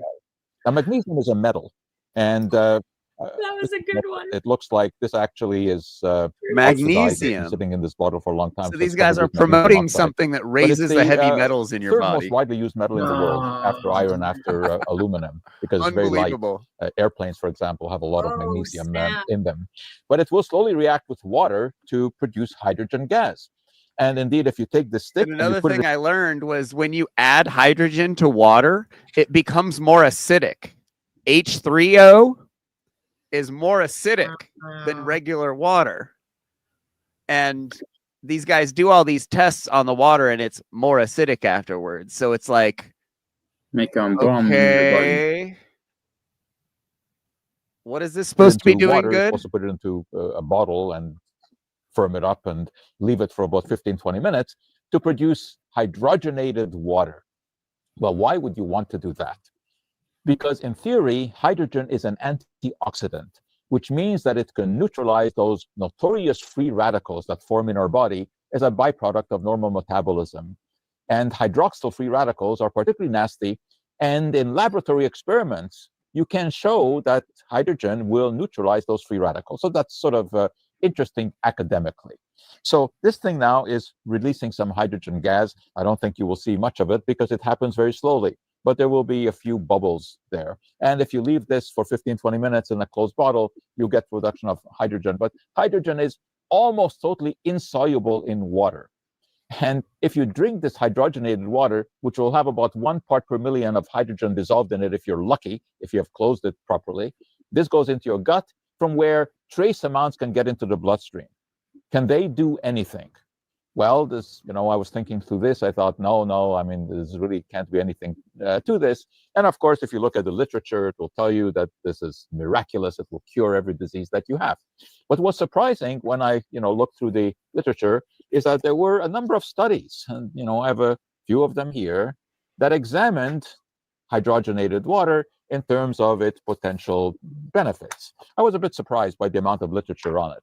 But when you scrutinize the literature, it's all about laboratory studies and a few animal studies and some very questionable human trials, which were not properly controlled for the placebo. Yeah. So it's funny because when we were talking about this before, I sent to the group Dr. Circus's stuff, and he just showed the information from Dr. Circus, who's he's a naturopath and American naturopath in Brazil. And at the time, that's when I really looked at it. But these machines were so expensive that I thought, my God, and that's where I saw the tablets as well. But what's interesting now, many years later, is Dr. Circus was making an affiliate fee with it as well. Oh, boy. So. Yep. Everybody's trying to pull that multi-level marketing scam on their followers. Right? This guy is also selling it or what? Like he's also promoting. I like Dr. Circus, so it's really unfortunate. He's done anyways. He's obsessed with the rubber duckies also. This guy does have a little love affair with rubber duckies. One has to. I was trying to figure out where in Canada he might be. He's got the Canuck flag going on there, but that's hilarious. Yeah. Effect. So what do I make of all of this? One thing I can tell you is that the science of putting magnesium into water is sound. It will produce some hydrogen gas. But that hydrogen gas is virtually insoluble in water. So the amount that can get into your body from drinking hydrogenated water, I think, is trivial. But because there are all of these, studies out there, I'm not quite ready to throw out the baby with the bathwater. There may be something here, but I think it's closer to quackery than it is to real science. But I'll keep an open mind about this. I won't throw out the baby with the bathwater. And if you look on the internet, they'll even tell you that you should be putting the hydrogen stick into the baby's bathwater. That, I think, is pretty much quackery. So that's the story of the hydrogen stick and where you're supposed to stick it. Ooh, slam. Yeah. So what was that chap's name? He was pretty good. He was very comical too. I'd have to look it up. Oh, I just deleted it. All right. Okay. Don't look at this this part about the it being more was actually kind of annoying. I was constantly filling this thing up and then charging the water up. And then out of nowhere, in the middle of consuming this water all the time, I was hit with a concern that was presented in the comment sections of forums and various hydrogen water videos. Some people were suspecting that by this hydrogen water bottle producing process, some of the water would turn from H2O to H3O, which apparently is very acidic. And the first problem that came to my mind would be drinking this all the time could cause erosion of the teeth. Not wanting to have another tooth issue from an experiment, I got myself a pH tester, tested my filtered water, and then tested the EcoGo Plus. And well, to my surprise, at least according to this pH meter, the EcoGo Plus seemed to be a higher pH when compared to my filtered water. I decided to test all the other hydrogen producing water bottles I had as well, and well, they also produced a higher pH than my filtered water. Now, when I tested the water from the hydrogen producing tablet, I got a more acidic pH. But remember when I was reading off those ingredients? Well, those ingredients included some acids. So maybe it was just those diffusing into the water. So I don't know, a lot of scientists maybe just jump to conclusions out there without really thinking about this, or maybe my pH meter is wrong, or something else. Because I was under the impression that it never became H3O, but rather H2O with H2 gas infused in the water. I don't know, let me know your thoughts. Now you guys got to check out how great this is. So when the EcoGo runs... Yikes. So yeah, high acid water. Sounds great. High acid, heavy metal water. But what about when you're it's through the cannula, it's going directly into your brain area? Even sketchier, just like Dr. Peter Rogers said, completely There's somebody sketchy. that we know that uses this on the daily. Imagine if that Chinese machine starts melting down and you start breathing molten plastic into your brain. It's just really sad because it's been pitched as, I mean, historically, we're now 8 years in and now all this stuff is coming up. But I mean, it's been targeted to people who truly are trying to do right by their health and by their lives. And, you know, they're willing to invest money for and it's a lot of money. It's typically 5,000 and up. So if you want, a reasonable how much fruit you can buy for that money. And I don't know the difference between Brown's gas and this molecular hydrogen. I know not. I know the one Slav had was the Brown's gas also. But, yeah. I think it's all sketchy. It's all new age bullshit. Crikey. Everybody's hooked up to their machines, breathing, having they're all oh my God. It's sad if it's all complete BS. It's just, that's because people who are sick out there. What? Yeah, the only thing that would make sense to sell maybe is like a fluoride filter, right? Maybe like filtering out the fluoride in water or something. Yeah. What's this one? Was Jesus? Oh, that's interesting. So this is Dr. Narco Longo. He's got a channel called Old World Florida, which is a really good channel. He's a fellow vegan. And Jay Dyer is kind of a big dude as far as, I don't know, Allie could tell you who he is. Jay Dyer. He talks, well, I know he's a Christian, but he talks a lot about the occult and about conspiracies and stuff, but he has some interesting takes on things, but he's got kind of a pretty big following. But I just saw that they did this debate and I don't think they know each other, so it's kind of cool. I thought we'd just watch it for a little bit just because I was interested to see how this goes. Dr. Narco Longo, that's not his real name, but this dude knows his shit pretty well as far as the like alternative research. He's like community, I guess. Yeah. And he's got a pretty good grasp on the vegan biblical stuff. We've watched him a couple times on the show, but all his stuff is very long form, so it's kind of hard to watch on the show because everything's several hours. But he has a couple videos where he goes through the entire Bible and like shows all the misinterpreted stuff, but it's kind of cool. But anyway, we'll check this out. Boom. All right, looks like we are live. Welcome everybody. By the way, I forgot to link your channel. I will link your channel below. I'm not a douchebag. I'm not going to not link your channel. I just didn't get to it yet. But your channel is, I think, Old World Florida. Is that correct? That's right, Jay. Old World Florida. I have with me today Dr. Narco, and I'm assuming that's not your real PhD title, right? No, I told you could call me Connor if you wanted to. Okay. That's my real name, Connor. But that's just my YouTube kind of pseudonym. Gotcha. And can I ask like what it refers to, or is that is it an inside joke or something? It's just the letters of my name rearranged into a kind of Spanish. Gotcha. Okay. Irish Right. name. Welcome everybody. Does it sound good? Can everybody hear what we're discussing? If you can hear me, let me know in the chat. Make sure the sound's good with him too. And he hit me up today. I think he had messaged me a while back, or one of your buddies has. I can't remember, but with the possibility of discussing our worldviews. And today we got into discussion about vegetarianism. So I have an opening statement that isn't that long, or you could go first. But before we get into the discussion of who Jesus is, worldviews, all that kind of stuff, do you want to tell us about yourself and what kind of stuff you cover? And then I will later link below so people can follow you if they're interested. Sure. Well, thanks for having me on, Jay. I appreciate you being polite. I run the Old World Florida YouTube channel, and that's pretty much like Florida history, but tending towards the esoteric, conspiracy theory, hauntings and Atlantis, stuff like that. So, yeah. We talk about Christianity sometimes. We talk about holistic health, and that's pretty much what my channel's about. Gotcha. Now, can you guys let me know? Are you guys able to hear? Is everything good? This is acting weird. I can't tell. So I got my monetization back, so it's all different now. But all right, so today we had a disagreement over the question of vegetarianism, and we'll kick that off. I'll go first if you don't mind, and then I'll let you have the floor. You can make whatever argument, say whatever you want.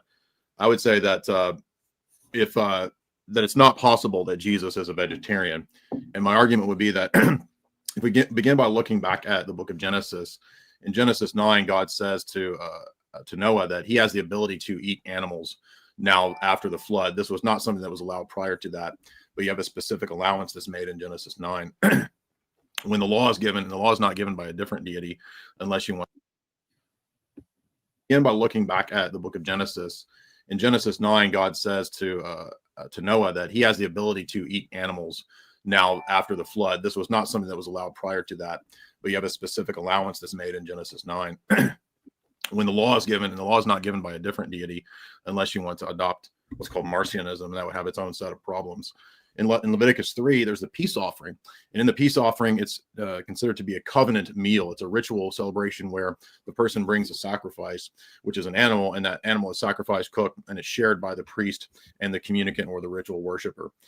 Likewise, in Exodus, when we come to Exodus 12 with the Passover, we read about the lamb that's slaughtered. That's a symbolic sacrifice representing the offering. Again, like in Leviticus 3, the peace offering, but this time it's an offering where it's an innocent victim that's sacrificed and eaten that is shared by all of the Jews. And then as we move up into the New Testament, when Christ, the Messiah, comes, he fulfills all of these ritual symbols and actions. And in one way, one way that he does that is that he keeps the law of the old covenant, because we would say, and I can argue this textually, that he's the one that gave the law in the Old Testament. So in other words, Jesus is the one that gave the laws in Leviticus and Exodus about what ritual sacrifices and meals were to be had. And so when Christ lists himself as the Passover, that's another affirmation that he was the one that was intended by meal, the sacrifice all along. Thus, it could not be possible for Christ to be the Pascha, as we call him in the Orthodox Church, which is the Greek term for Passover. He couldn't be the Pascha meal if he wasn't the fulfillment of the actual eating of the animal in Exodus 12. Likewise, in the New Testament, we have Jesus after the resurrection eating fish with his apostles, which shows us that he does not, even after the resurrection, reject the possibility of eating flesh or eating meat. The church also had to deal with this early on in the days of Paul. Paul wrote to Timothy and pointed out in the first, I think it's, let me see, it's 1 Timothy 4, Paul, 1 Timothy 4, Paul says that people will forbid marriage and the eating of meat, which is a doctrine of devils ultimately. And then in the early days of the church, we have this statement from St. Hippolytus of Rome that there's also with us Indians, the sect of those who are called Brahmins, and they abstain from living creatures and all cooked food.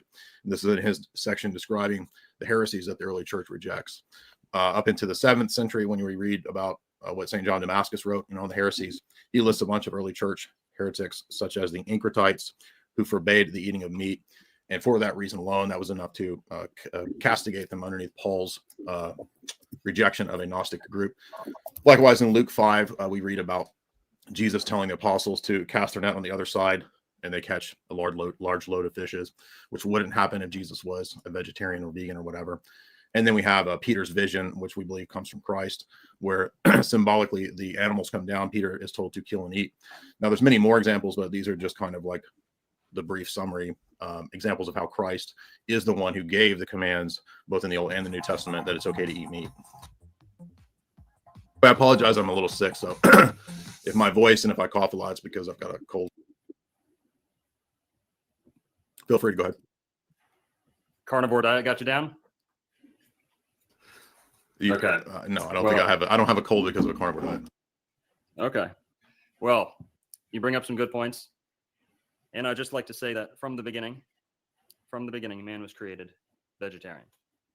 Jesus came to redeem us and set us back to the Genesis standard. I don't think it's Christian-like of you to use Exodus or Leviticus to justify a diet, when in fact you look at Jesus' own teachings, he would not do the same. He would take it back to Genesis and say, from the beginning, it was not so. I think you'll agree with that. Jesus, from the beginning, he's all about setting us back to the Genesis standard, which is Genesis 1:29, fruit and herb bearing seed. Kills nothing. It's the optimal human diet. It is the original human factory settings. But just to state my position up front is Jesus was a vegetarian. At worst, or best in your case, he may have been a light pescatarian. He may have had a comfort with fish. But I think we're going to show that his place of birth, the community he was a part of, his family members all point to a vegetarian diet. Not only that, you belong to the Orthodox Church. The Orthodox Church puts a heavy emphasis on a vegetarian diet. And we can get to all these points, later on. But you bring up Timothy 4. Timothy 4 has to do with meat. It does not say flesh or corpse. Timothy 4 says, they will eat herbs, right? It's down to herbs. Is that true? I think we're on a time lag here, by the way. I mean, it says abstaining from meat, so I can look up the Greek word if you want. Right. So meat does not mean all flesh. Going back to the Genesis definition, meat means fruit and herb bearing seed. It's not until Noah gets off the ark. And by the way, you bring up Noah. Well, hold on. Where do you get that meats is herbs and seeds? Genesis 1:29, herb and fruit. Wouldn't we look up the Greek word for meats? Why would we go to Genesis about seed? From the beginning, we were created fruit and herb bearing seed. That's what meat means. There's a later. Where do you get that? In the Noahide laws. Where do you get that? It's in Genesis. No. Where do you get that the word meats is seeds? That is the broad Christian interpretation. Where is that? Says who? I mean, I can look at the Greek right now. Well, the burden of proof is on you, I guess. No, the burden of proof is not on me because it's a ridiculous, outlandish claim. Meat means food. It does not mean flesh or corpse. That's the biblical definition of meat. No, I'm looking at it right now. The Greek word is broma, which means actual victuals or meat, according to the Blue Letter Bible, the Greek term broma. King James Version, you've got meat meaning food. Every English version of the Bible, except your Americanized carnivore Bibles. This is Thayer's Greek lexicon. What are you talking about? Meat means fruit and herb bearing seed. The Greek word that's used in the New Testament in that text. Are you resting? Where are Paul? You resting your position on the definition, the Greek definition of meat? Wouldn't we look to the Greek definition in 1 Timothy 4? The Hebrew interpretation and the early Greek. Well, hold on. Why are you talking about the Hebrew interpretation? Why would I need the Hebrew interpretation of Paul? I got a loop on myself where it sounds like I'm arguing with me and you. Why would I look to the Hebrew interpretation of Genesis when I'm going to what Paul talks about in 1 Timothy 4 when he wrote in Greek? The early Christians. What early Christians? Give an example of this. Cite one. I cited you the early Christians like Hippolytus of Rome, who says that it is about actual flesh that's forbidden. Now, did I say that? Origin? Origin is a heretic. Origin is a heretic. It doesn't matter what. Origin is a heretic. They knew Adam and Eve were created vegetarian. You're not going to rest your whole argument on this. Adam and Eve you've not made an argument yet in response to anything. Are you saying that Adam and Eve ate flesh? What was the original diet? Did you not hear my opening statement? I said that Noah. Stop interrupting me. In the opening statement, I said Noah was given permission to eat meat. Now that's actually a punishment because God caught him sacrificing animals. No, that's your made-up interpretation. It's not a punishment. You understand this would lead to Marcionism, right? So, did Jesus attend? Did Jesus attend Passover? No, they don't. You're making this up. You can't. I just gave you Hippolytus. Who says that you're wrong. You can't name one. That's not true. I mean, I'm citing you. I'm citing you right now. Origen is a heretic, and so is Tertullian. So you cited two heretics. Okay, you call them a heretic. No, they're not accepted by the church, either Catholic or the Catholic and Orthodox churches reject those two people as heretics. There might be monastic people who've taken a vow to eat that kind of a diet, but that's not the same thing as whether or not God permitted it, or whether Jesus was a vegetarian. Did Jesus attend Passover? He did not eat lamb. He proposed. Is he the Passover lamb? Sure, that doesn't Okay.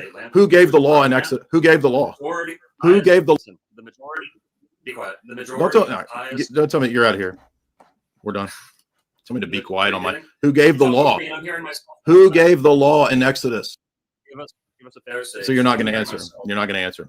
Who gave the law in Exodus? Did Jesus give the law? God gave the law. Is Jesus God? Not one and the same. Yeah, but he was the one in John 5. He says he was the one at Mount Sinai giving the law. Okay. Yeah, so you're an idiot. Was a vegetarian.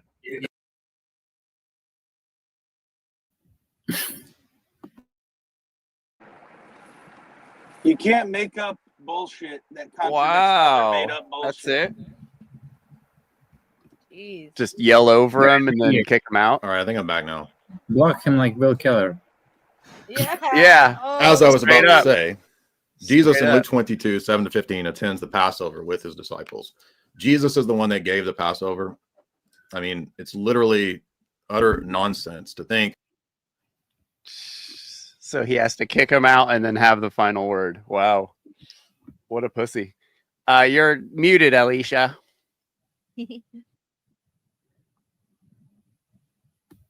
Did you notice the body language? He cracked his knuckles. He was ready for the Yeah. fight. After he freaking kicks the guy off, so it's a solo fight of one. And as I was saying, yeah. Do you guys know about have you heard about Bogomilism? No. Bogomilism. It's a medieval Bulgarian heresy rebels against earthly powers, creating spiritual movement that almost won over Europe. So it's about like people who, it was the founder of Bogomilism was Boyan the Magus, one of the supposed founders, and was erected at Burgasport. It's about like people who were following, they were against the Catholic Church, against the hierarchy, and they were basically vegan, they were not eating meat, dairy, eggs, and they were kind of casted off, exiled and pretty much bullied, I think, and even here, like the Saint Sava that they call him here, it's like a school holiday. That saint, basically, he was they had inquisitions against these people, like Bogomil that were like Christians who didn't follow the authority of the church, right? And interesting, story, interesting history about those people, really, because today they will be I think 100% vegan and all that stuff. I think they followed the Garden of Eden, how to say, I think, and pretty interesting,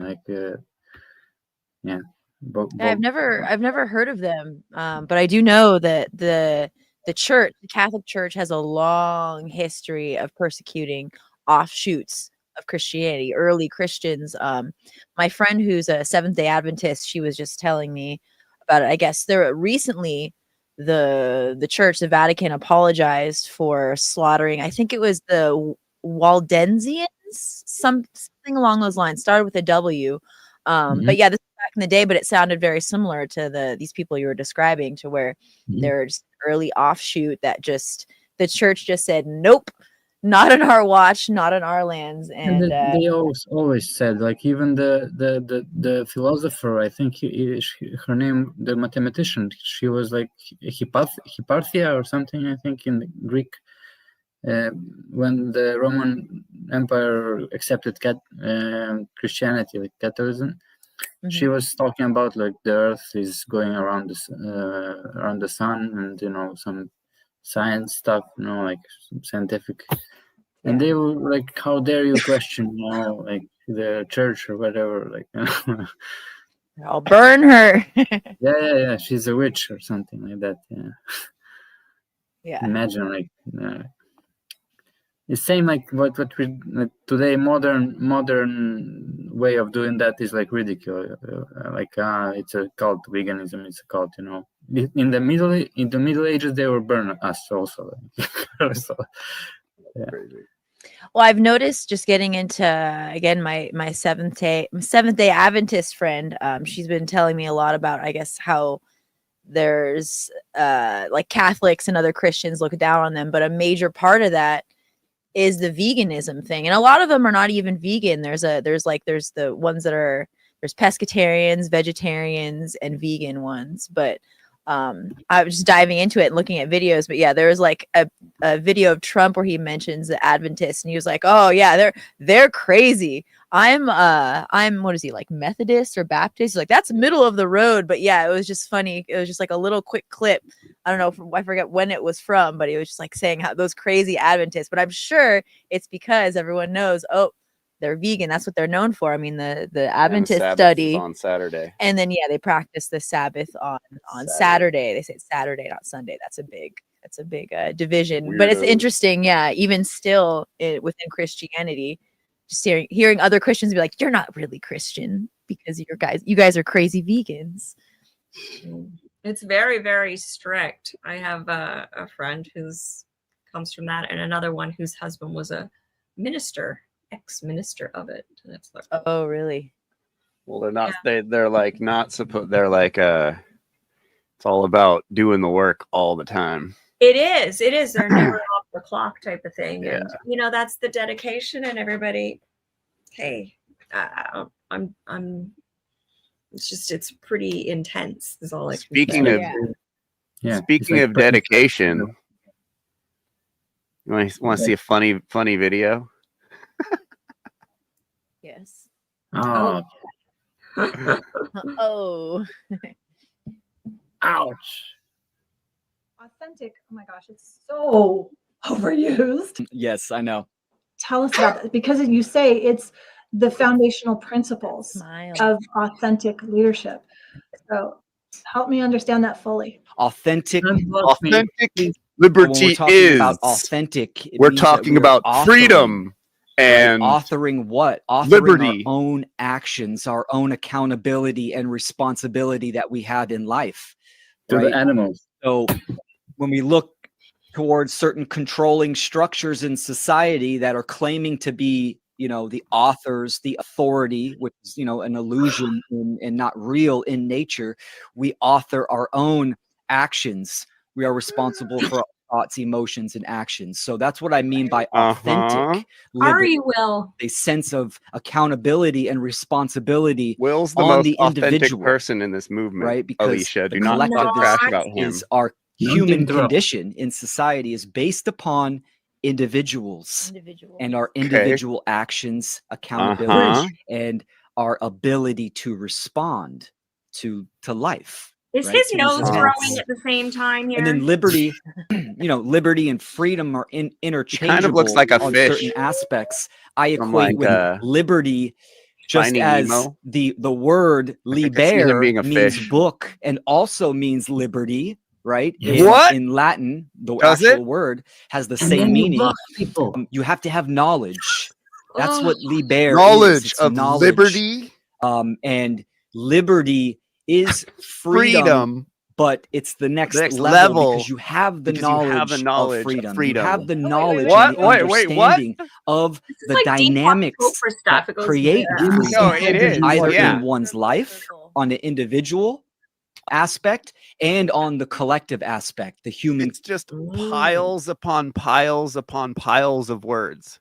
Yeah. It's he's a trash. He's like a dump truck pushing dirt, and it keeps piling on itself. It's just words on top of words on top of words on top of words going nowhere. It's like the funniest shit. like And this a is like car- he clipped this, so he thinks this is his best shit. Well, And I've I had can't- personal experience don't that think he's you the can, antithesis rewrite of this reality shit. with semantics? Come on, bro. Just semantics, bro. That solves everything. Semantics. I want some hydrogen water from him. Create as I speak. Abracadabra. Abracadabra. La, la, la, la, la, la. Yeah. Condition. So authentic The human, liberty authentic means liberty having that means responsibility to know what freedom is, to freedom know how is to change, liberty, and what are the which dynamics is a of book change itself that means to cause to, freedom. to knowledge. Freedom for the animals. To cause freedom? Simplify. That was anything but simple. Do you even knowledge, bro?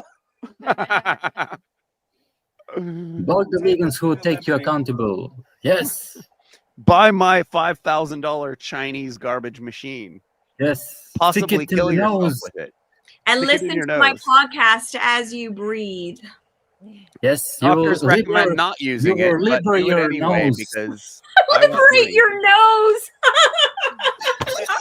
Liberty is related Liberate to your Libra. nose and your brain. Your brain will be so full of Liberated. consciousness. Acidic. It'll be authentic. fried with the Authentic profound. freedom. You'll attain authentic freedom through using Yes. my hydrogen machine. You know what? You know what he you kind will of reminds combust me of? through your ass. Yeah. He reminds me of like what are those like mockumentary movies like Best in Show and like Spinal Tap. Yeah. It's like one he of would those totally like be in a character fake like that. like He's Fake like guru new guy. age guru like like following along this guy who's like that would be a really good. That's like a good idea for a character for a movie. But you're a breach of contract now because you Oh, you no took shit. some Yeah, weird yeah, killers. you're right. I can't make the movie. I can't make the movie right. That would be a breach of contract. Libra means pound in Spanish, and you know if you have a pound of liberty, then it outweighs a pound of feathers, and feathers from the ancestors of the totem animism. Spear launcher of truth. Exactly. Hydrogen. Is Pedrini loves this guy. freedom and natural law. Yes. I actually not. I just somehow I don't know a month or something ago there was an old podcast with Will, and it wasn't even that long ago. Is it? It seemed that he accelerated in the aging process. Like, and I'm not joking. Like he wasn't got more that gray. long ago. No, that and was from now us. He looks a lot older. Yeah. Is that what the That was hydrogen from water us. does to you? No, that's Lot from of gray VGT Live being on your ass. A lot of We gray we areas. did the same thing to Garland Farms and Joey Schwartz. We really does aged look them. like Shadow No. work. No amount of hydrogen water or hydrogen gas can offset the oxidative effects of the VGT Live podcast being after you. I'm so sorry, Will. He's done it to himself. He has done it to himself. You know, Well, by his own. Dustin Yeah. looked pretty rough too. Well, last that's what time I was saw gonna him. say. We saw them somewhere. I might have been them on together on a podcast, maybe from a month or two Who? ago. And it was just not even like the aging thing I see, but like the look on their Different face look on maybe their face. was Who- just who was Will they? and yeah. Who Will was and they? Dustin.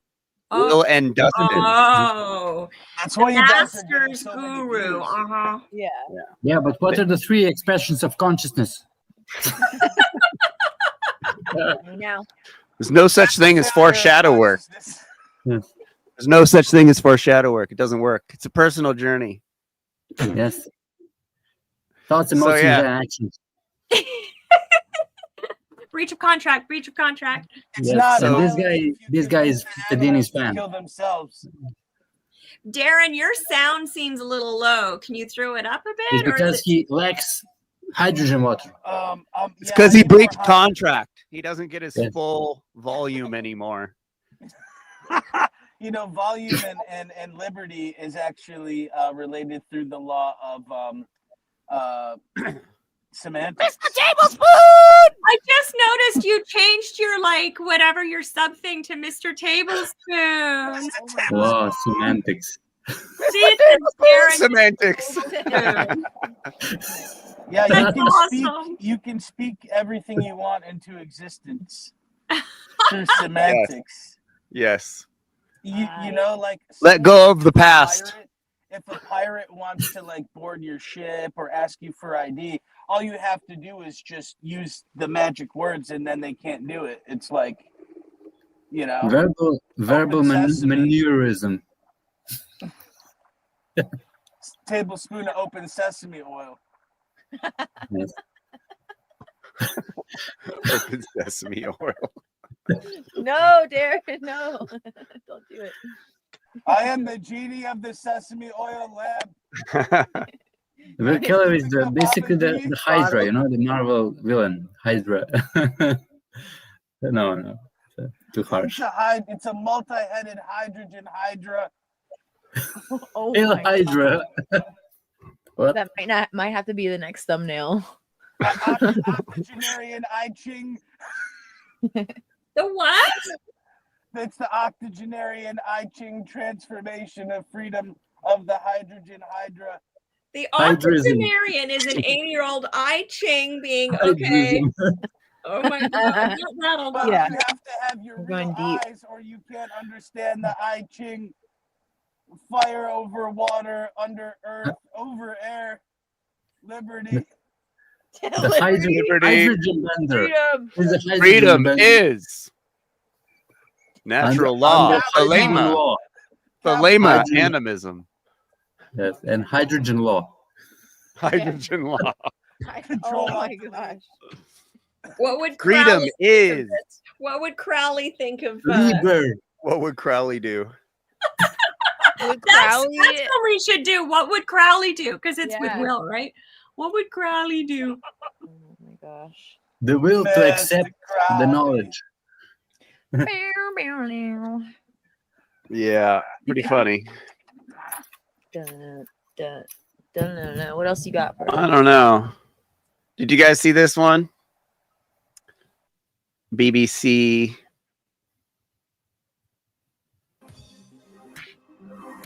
We have been exploring adventuring for the last 10 years, and a big part of adventuring is preparing your body. For us, trying to keep our fitness interesting and trying to keep ourselves motivated. The twins, huh? We tend to try and focus on these 3-month segments of fitness.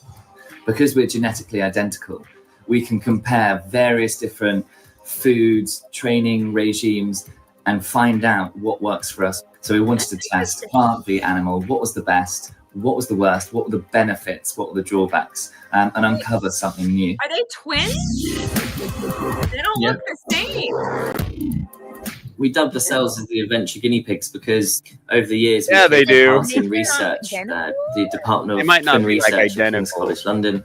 We wanted to use the model A lot of of identical twins aren't twins, identical. who are genetic clones, in order to test the effects of diet and Genetic exercise identical, on the yeah. way they respond to foods.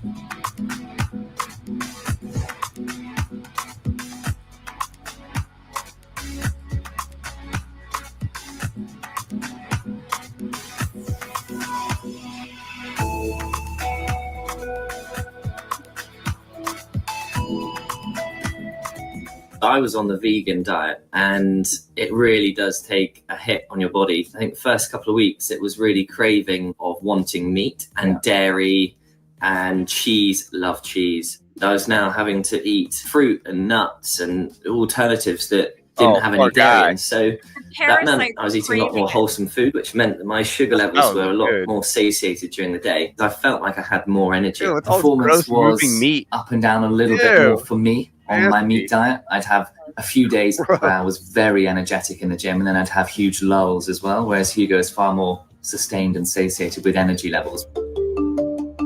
accents. It's very posh.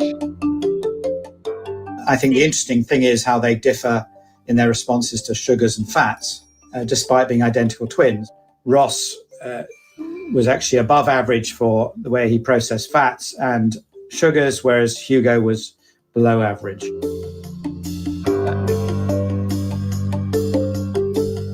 you pause for a second? Yeah. We believe that there's a big non-genetic element. Yep. It's just interesting, and I mean, I'm sure it'll unveil here, but technically speaking, their metabolic makeup should be the same. So their response to a sugar, Weird. their response to whatever should actually be like on the same. There shouldn't be that variance. Yeah. Or I'm no doctor, I'm no scientist, but The only thing I could imagine, again, I'm not a doctor or scientist either, but if there was some sort of injury or something, some environmental thing that one was exposed to that the other one wasn't, yep, perhaps. yep, environmental could play a part. Yeah. You want? It'd be so cool to be a twin. I know, right? Element to that is driven a lot by our gut microbes.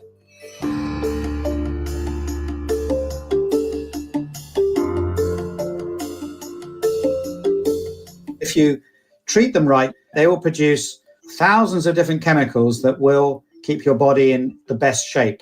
They will help your immune system to fight infections. They will go to your brain to make you not feel over hungry or not stressed or depressed. And we find on average that most identical twins only share between 25 and 30% of their microbes with each other. And we think this is why many of their metabolism is different and they react to foods differently. And that's, in a way, an example why all of us react differently to foods.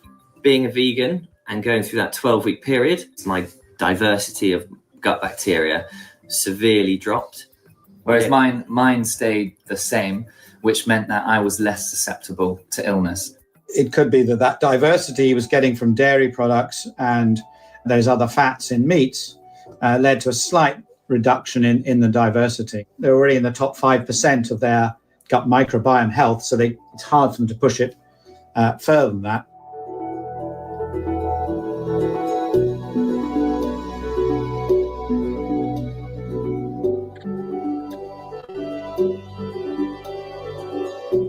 So the first thing is to give yourself, try and aim to have 30 different plants a week to give it that diversity. Second is to always try and pick plants that have these natural chemicals called polyphenols in them, which gives them the bright colors or the bitter tastes. Things like brightly colored berries or nuts or seeds, things like coffee, things like dark chocolate, and even red wine. Thirdly, probiotic, having foods that contain live microbes themselves, like traditional yogurt, kefir, kombucha. And finally, it's cutting out ultra-processed food. Watching Hugo eat all his vegan food, you do realize how much processed or, I say, crap food you do eat compared to a vegan, and you do become quite aware. You go, oh God, like, I feel guilty the whole time when you're next to somebody eating very, very healthy food. On average, vegans are healthier than meat eaters, but within that, there's a huge range, and there's some very unhealthy vegans and vegan diets. And it does depend on the quality of the food. It's not about whether you have meat on your plate or not. And many vegans often find themselves eating ultra-processed food because of reformulating standard foods, particularly dairy substitutes and meat substitutes, that are probably as unhealthy as eating processed meats. Nonsense. The medical and scientific research that monitors us all agree that there's not a huge difference, if any, between the two diets. It's just the small ones. We both have high cholesterol because we lose a lot of weight on expeditions. Hugo's cholesterol dropped off the scale on the vegan diet, whereas my regular meat diet just stayed the same. My obesity level dropped. My resistance to type 2 diabetes also increased. They're looking for small incremental effects that athletes tend to look at. It's very much understanding how your body's working so you can tailor your nutrition optimally. And athletes do it to improve performance. Normal humans would do it just to feel less tired, feel less hungry, put on less weight over a year.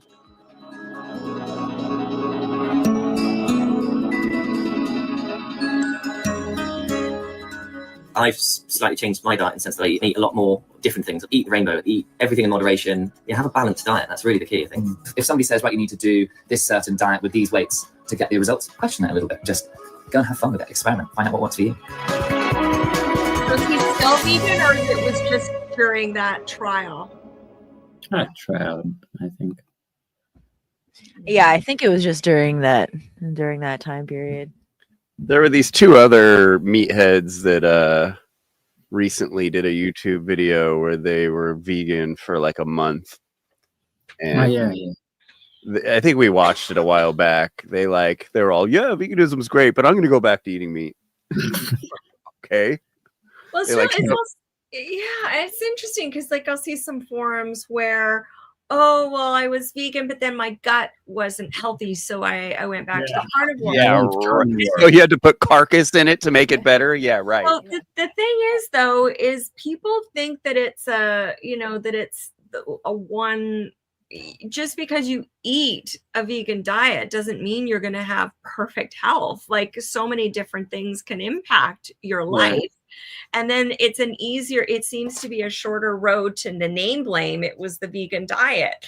Like you wouldn't hold the carnivore diet to the same level of I don't know what you would call that. Most of the plant-based fad dieters, when they go back to eating meat and dairy, they usually say the same thing. They're like, oh, I've always had gut problems and I went vegan for my gut problems and it fixed it, but then like I'm still having the gut problems, so I'm gonna go back to eating meat and dairy. Like, why would you think that eating meat and dairy is the solution? Like, it doesn't make any sense. And I know like Happy Healthy Vegan, that guy, he often does like reviews of people that are no longer vegan, and they almost always say the same stuff. They're just like, oh, my health isn't perfect, so I'm gonna stop being vegan. And it's like, dude, since when is your health ever perfect? Like, it's not like utopia. it's not Right. That's not how it works. So because your health, your genetic health problems didn't get cleared up by veganism, you're going to punish the animals? Like, I don't get it. Like, but this is where it comes back to what we touched on earlier, which are the pillars of why one eats what they eat. And so if it's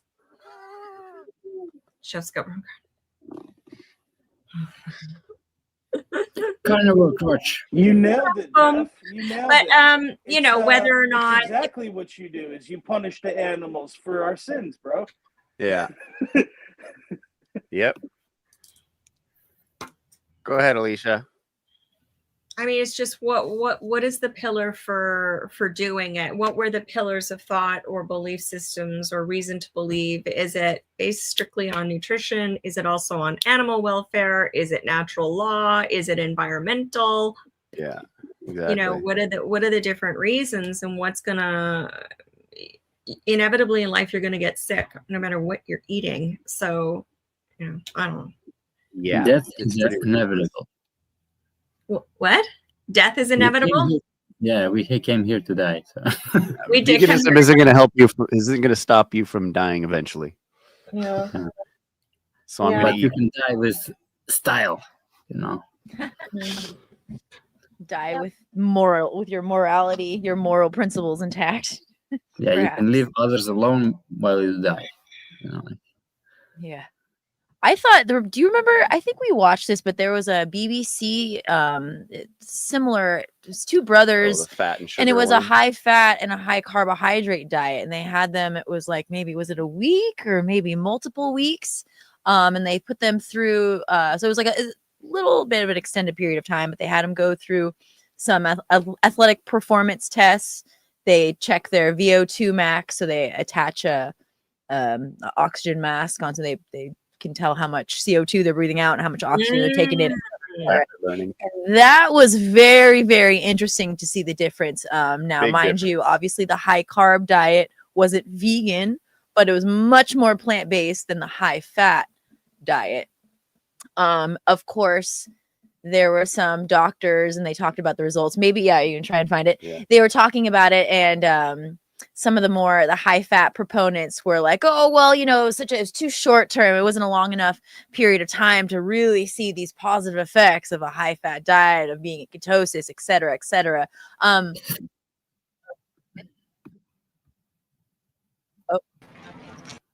Keep going. I think this is just a quick little, this is just like a quick little test they did during that time period, but it was the bicycle test, which is very good cardiovascular. It's a good indication of your health, your cardiovascular performance.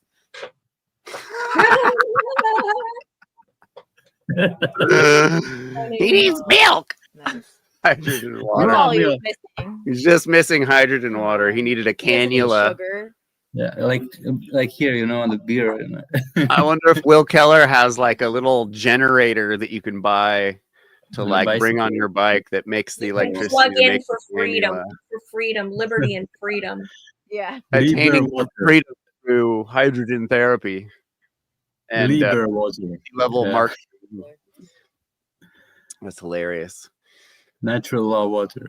Natural. Oh snap! Why is they're not using that already? That's Might as so well. funny. Yeah. Oh Just my call it God. Mark Passio water and sell it. I was water. gonna say, what's that? Holistic Call water.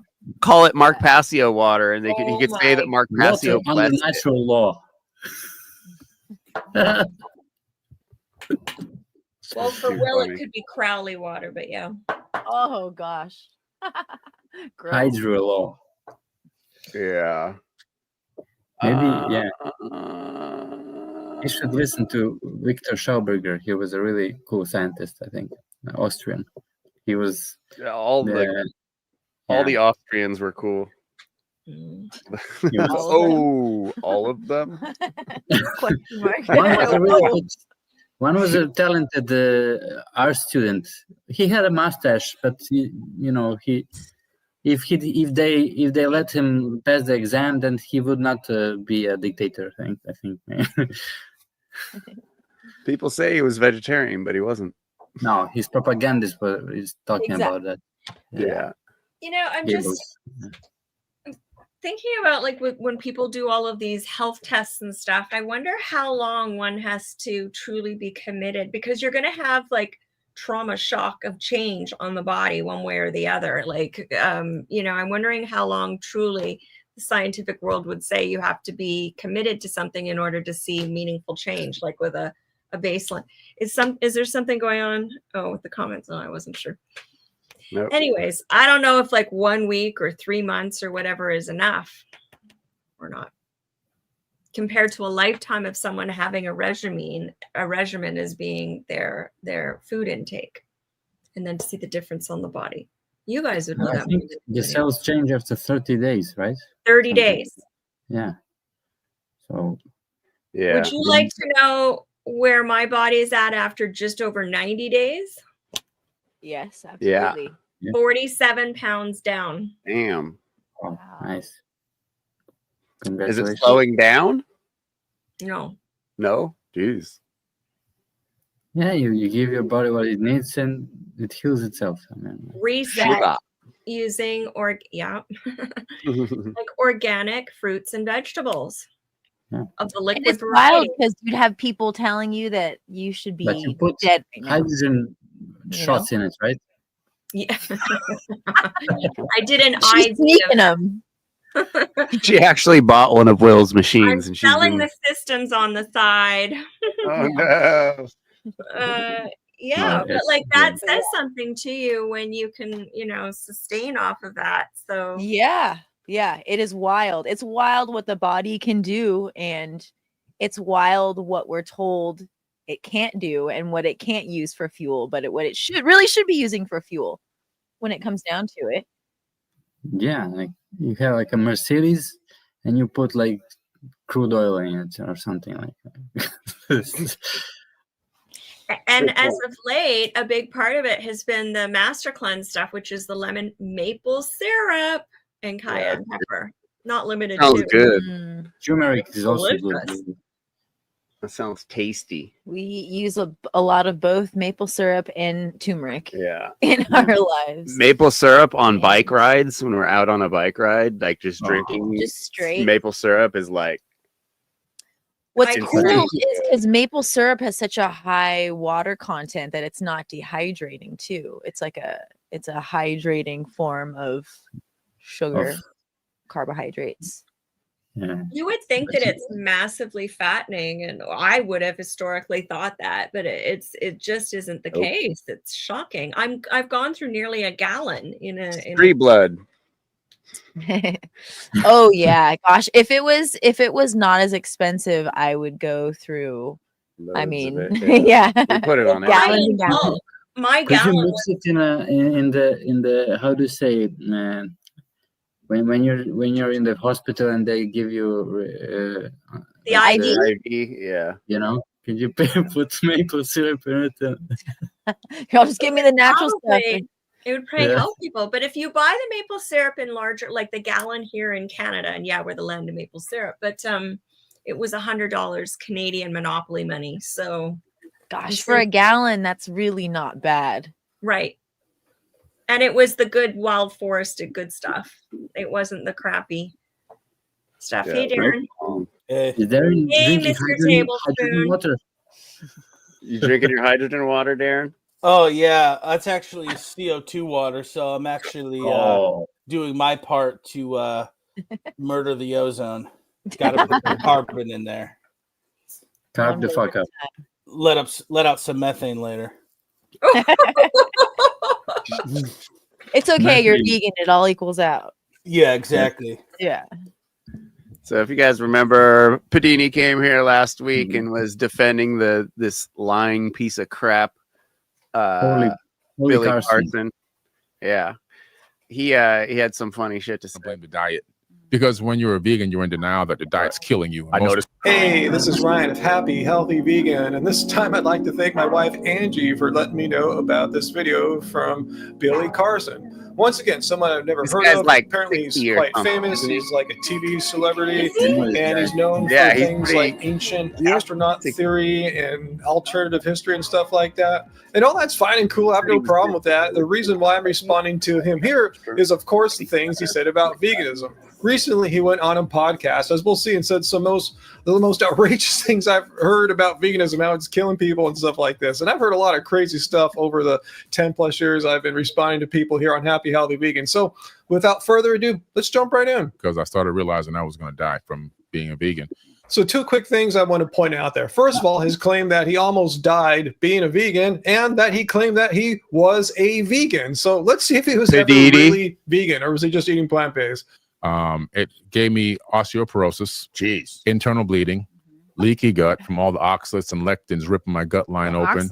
Wow, that's quite a lot of horrible stuff. Osteoporosis, internal bleeding, leaky gut. I mean, this is what eating plants causes, and kale is like ripping Lectins and oxalates, the things that kill cancer. his gut apart. I've never heard of that before. I tried to Google that. There was nothing. So I resorted to AI, and AI is backing up what I had thought, that the oxalates in kale don't rip your gut apart or damage the gut. Well, literally, they're like triangles. Yeah, I and heard. they'll rip. The kale, right? Yes, yeah. yes, Oh, the they'll kale rip destroyed your me. gut line. Hey, I'm not a scientist. Neither are these guys, but they sure make it sound like kale is like these little knives going around in your stomach and ripping stuff up, and it's just bad for you. Is that true? Well, according to mainstream science and medicine, as Healthline here reflects, oxalates, good or bad, oxalate is okay for most people. But for those with altered gut function, they may want to limit it. Meaning if you have some gut issues, you might want to limit your kale intake. But for regular healthy people, not a problem. So if Billy happens to be one of these few unfortunate people who have trouble with their gut and therefore have to limit their oxalate and therefore kale intake, Billy should have just stopped eating kale. I mean, there's no law saying if you're vegan, you have to have an abundance of kale all the time. There's plenty of other plants you can eat. I used to love kale chips. I stopped eating those. And that was my biggest, most favorite meal to eat of the day was a big kale salad. And I was killing myself with every bite. Didn't even know it. Killing yourself, So really. instead of Like I said, switching to lettuce, if you you find that switch your to body's lettuce? not reacting well to kale or any food, just stop. What's that? Instead of switching to lettuce, he just goes right to steak. Kept going to kale, like steak. the most coarse like type of lettuce to eat with kale, and he can't downgrade. He could just Also, he probably wasn't eating any citrus, because oxalates are usually bound to calcium. So this guy probably had scurvy already because he doesn't eat fruits or vegetables, and then his body couldn't handle a ridiculous amount of kale. And instead of steaming the kale or eating some lemon juice with it. He just yes, exactly. Yeah. We had this gross lady on the show named Rachel Sunshine once, and she was like, "Oh, I have kidney problems. I She was can't be full of vegan because I have kidney problems, because when I was vegan and all I drank was juiced greens, my kidney got inflamed, and it was like, you're not supposed to eat that much greens if you have kidney problems, for one. People have this idea. They're like, I was the perfect vegan.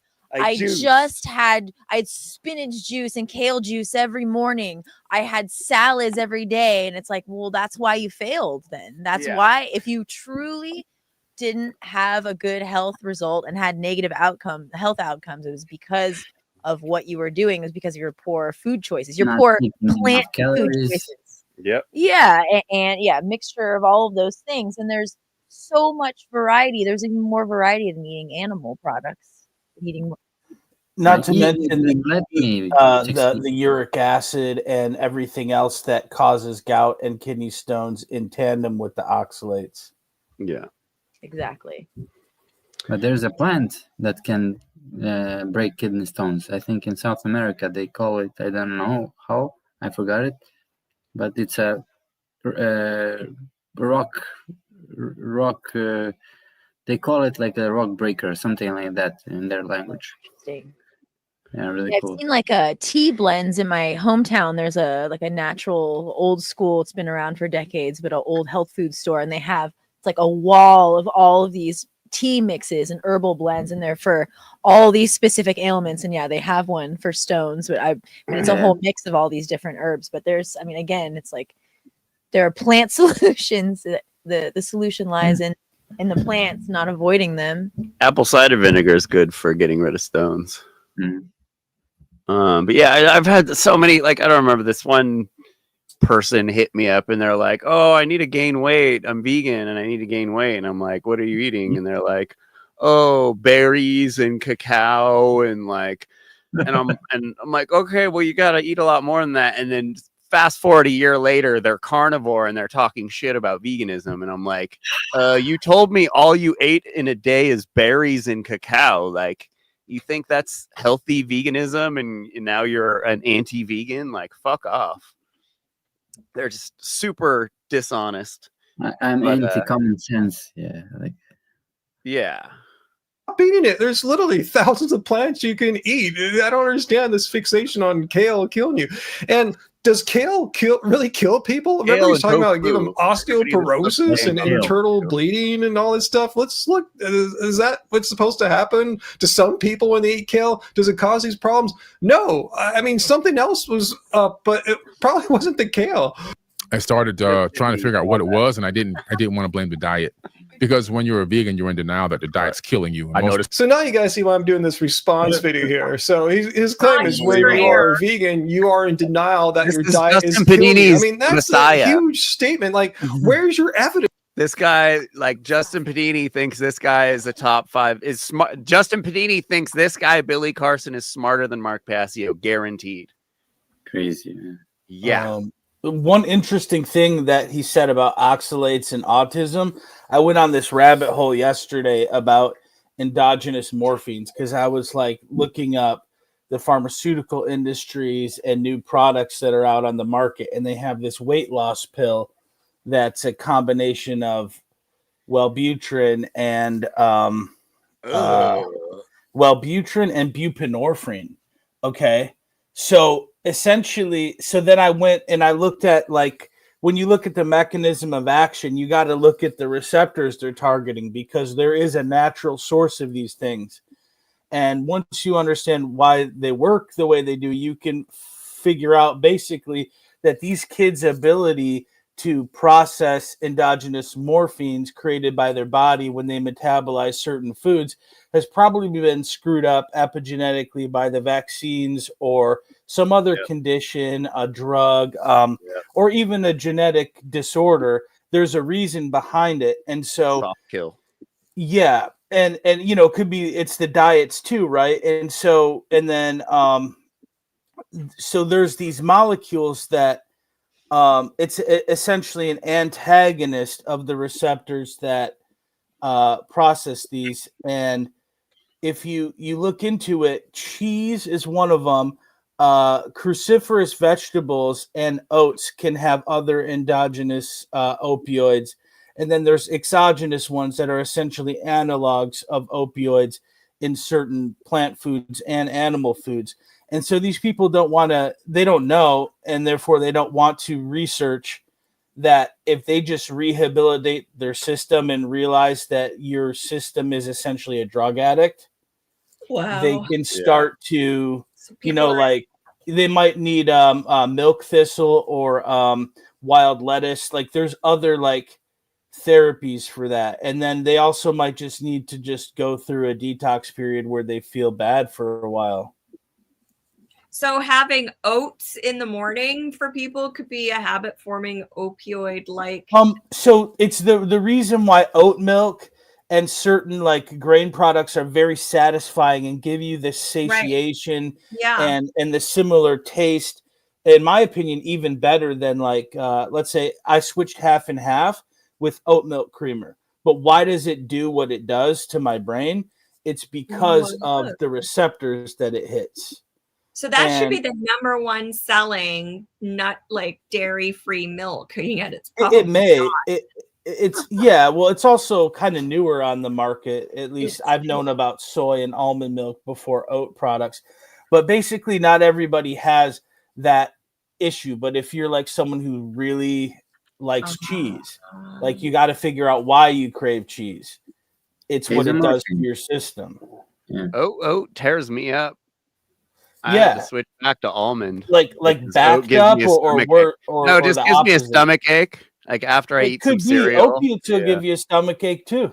Yeah. So like, you know what I mean? There may be some similarities, and a lot of it is like natural MAOIs can help. Interesting. Like vitamin C, grapefruits. Vitamin C is the shit. Yeah. Oranges. Yeah. Kiwi. Lemonade. Where's your support for this? That all vegans, the diet is inherently deficient, and worse than that, it's killing you slowly. I mean, maybe bad things are happening to you. I'm not denying that. And who knows if your diet of plants or whatever is causing it. But to say this happens for all vegans, it's like an essential feature of eating an all plant diet, is completely baseless and goes against the scientific consensus, as we'll see in a second. It becomes a religion. Yes. And so you really don't want to, you become, a zealot for it. Right. Yeah. And you don't want to admit that it could be the diet that's killing you. Oh, so it's a religion now. So a decision I made to eat plants because I find that killing animals needlessly is wrong, and I just could eat plants peacefully and not harm animals. Somehow that's become a religion and I'm some kind of zealot. No, I'm just peacefully here eating plants. I mean, what the hell's that a freaking religion? I finally went to a doctor who used to be a real doctor, but it became a holistic doctor. And she told me, your diet is killing you. And then she made me get these blood panels, and she showed me in my blood panels why the diet was killing me. Wow. Again, I'm not a medical doctor or scientist, but I do know a few things about blood tests. I've been, getting blood tests and sharing them with you here for well over a decade as a vegan, not deficient. My point is, I've yet to hear of any blood test where, you can look at it and say, hey, you definitely can't be vegan. It's killing you. I know blood tests can reveal deficiencies, which you can correct taking supplements, but I have never heard of a blood test that disqualifies you from being vegan. So I don't have the ability to digest a vegan food from a vegan diet. Well, that's quite interesting because I watched other videos from Billy here, and he said he was vegan for like 30 years. So you're getting by pretty well not being able to digest plants. So people think that every single person on the planet is the same and everyone can eat the same things. So if you go on a diet, it'll work for you because of this and that. Every person. This is the same liar we watched the video from last week. A guy who got famous off of some ancient aliens bullshit takes that he has, that got outed for completely lying to people for the better part of a decade about this stuff. Oh, wow. And then now is still denying that he lied. And, so it's like, no, not surprised that he's lying about veganism. Has their own individual diet. What's that? Oh, they also probably want to sell us some DNA kits and upload them to their tech companies. Oh yeah. You know what I liked about he had a short clip just about like what would happen if people didn't pay taxes like 3 months. Like he was talking about this, like, you know, some truth sometimes. Oh he yeah, says yeah, something- for sure. Yeah, Yeah. you know. They got to be right sometimes. Just yeah, like you know, like SpaceX has to crash some rockets sometimes, or else it's not going to look real.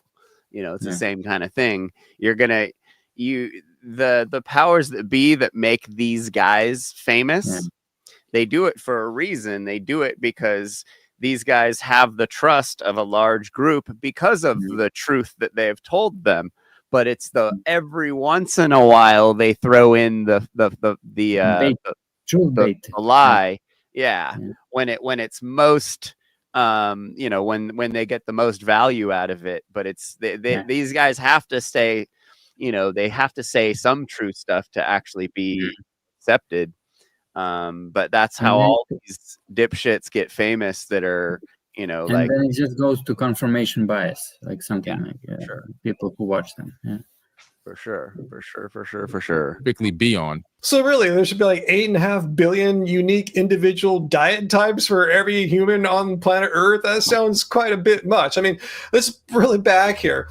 Is a vegan diet nutritionally adequate for all people? And as far as the scientific consensus says, yes, a well-planned, well-balanced, all plant diet is nutritionally adequate for all human beings, regardless of your blood type and all these individual measurements that he's talking about here. And by the way, that's just not my personal opinion that I'm making up like he seems to be doing. This is the opinion of health organizations from around the world who have reviewed the scientific research, and that's just the scientific consensus. And that's going to be different than anybody else on the planet. It's like a fingerprint. And so if everyone did that, it'd be a lot less people sick right now. Yeah. Well, I sure love to see some evidence supporting this fingerprint diet. You know, we all have a unique diet that only works for us. I've not seen any supporting evidence. So if you know some, let me see down below some actual like peer-reviewed science, not some other guy in a podcast like what we see here. Well, let's move on to a question I posed earlier. Was Billy ever vegan? I've heard him refer to himself as vegan. I paused the video earlier when he called himself vegan. Was he ever really vegan? I think something he said here proves that he was never vegan. It got me so sick. And I was doing it not to save animals and save the world. I just didn't like, I'm a texture person. So identifying as vegan and not doing it out of any concern whatsoever for animals and instead doing it for personal, selfish reasons, that's not what veganism is. Veganism is not a diet. It's a stance against animal cruelty and exploitation. And this definition goes back to the 1940s. If veganism were a diet, you could, in theory, have vegan big game hunters, people that were eating a vegan diet. Maybe their cardiologist forced them on it, but yet they didn't want to give up big game hunting. They didn't want to give up their cattle ranching. See how absurd it becomes.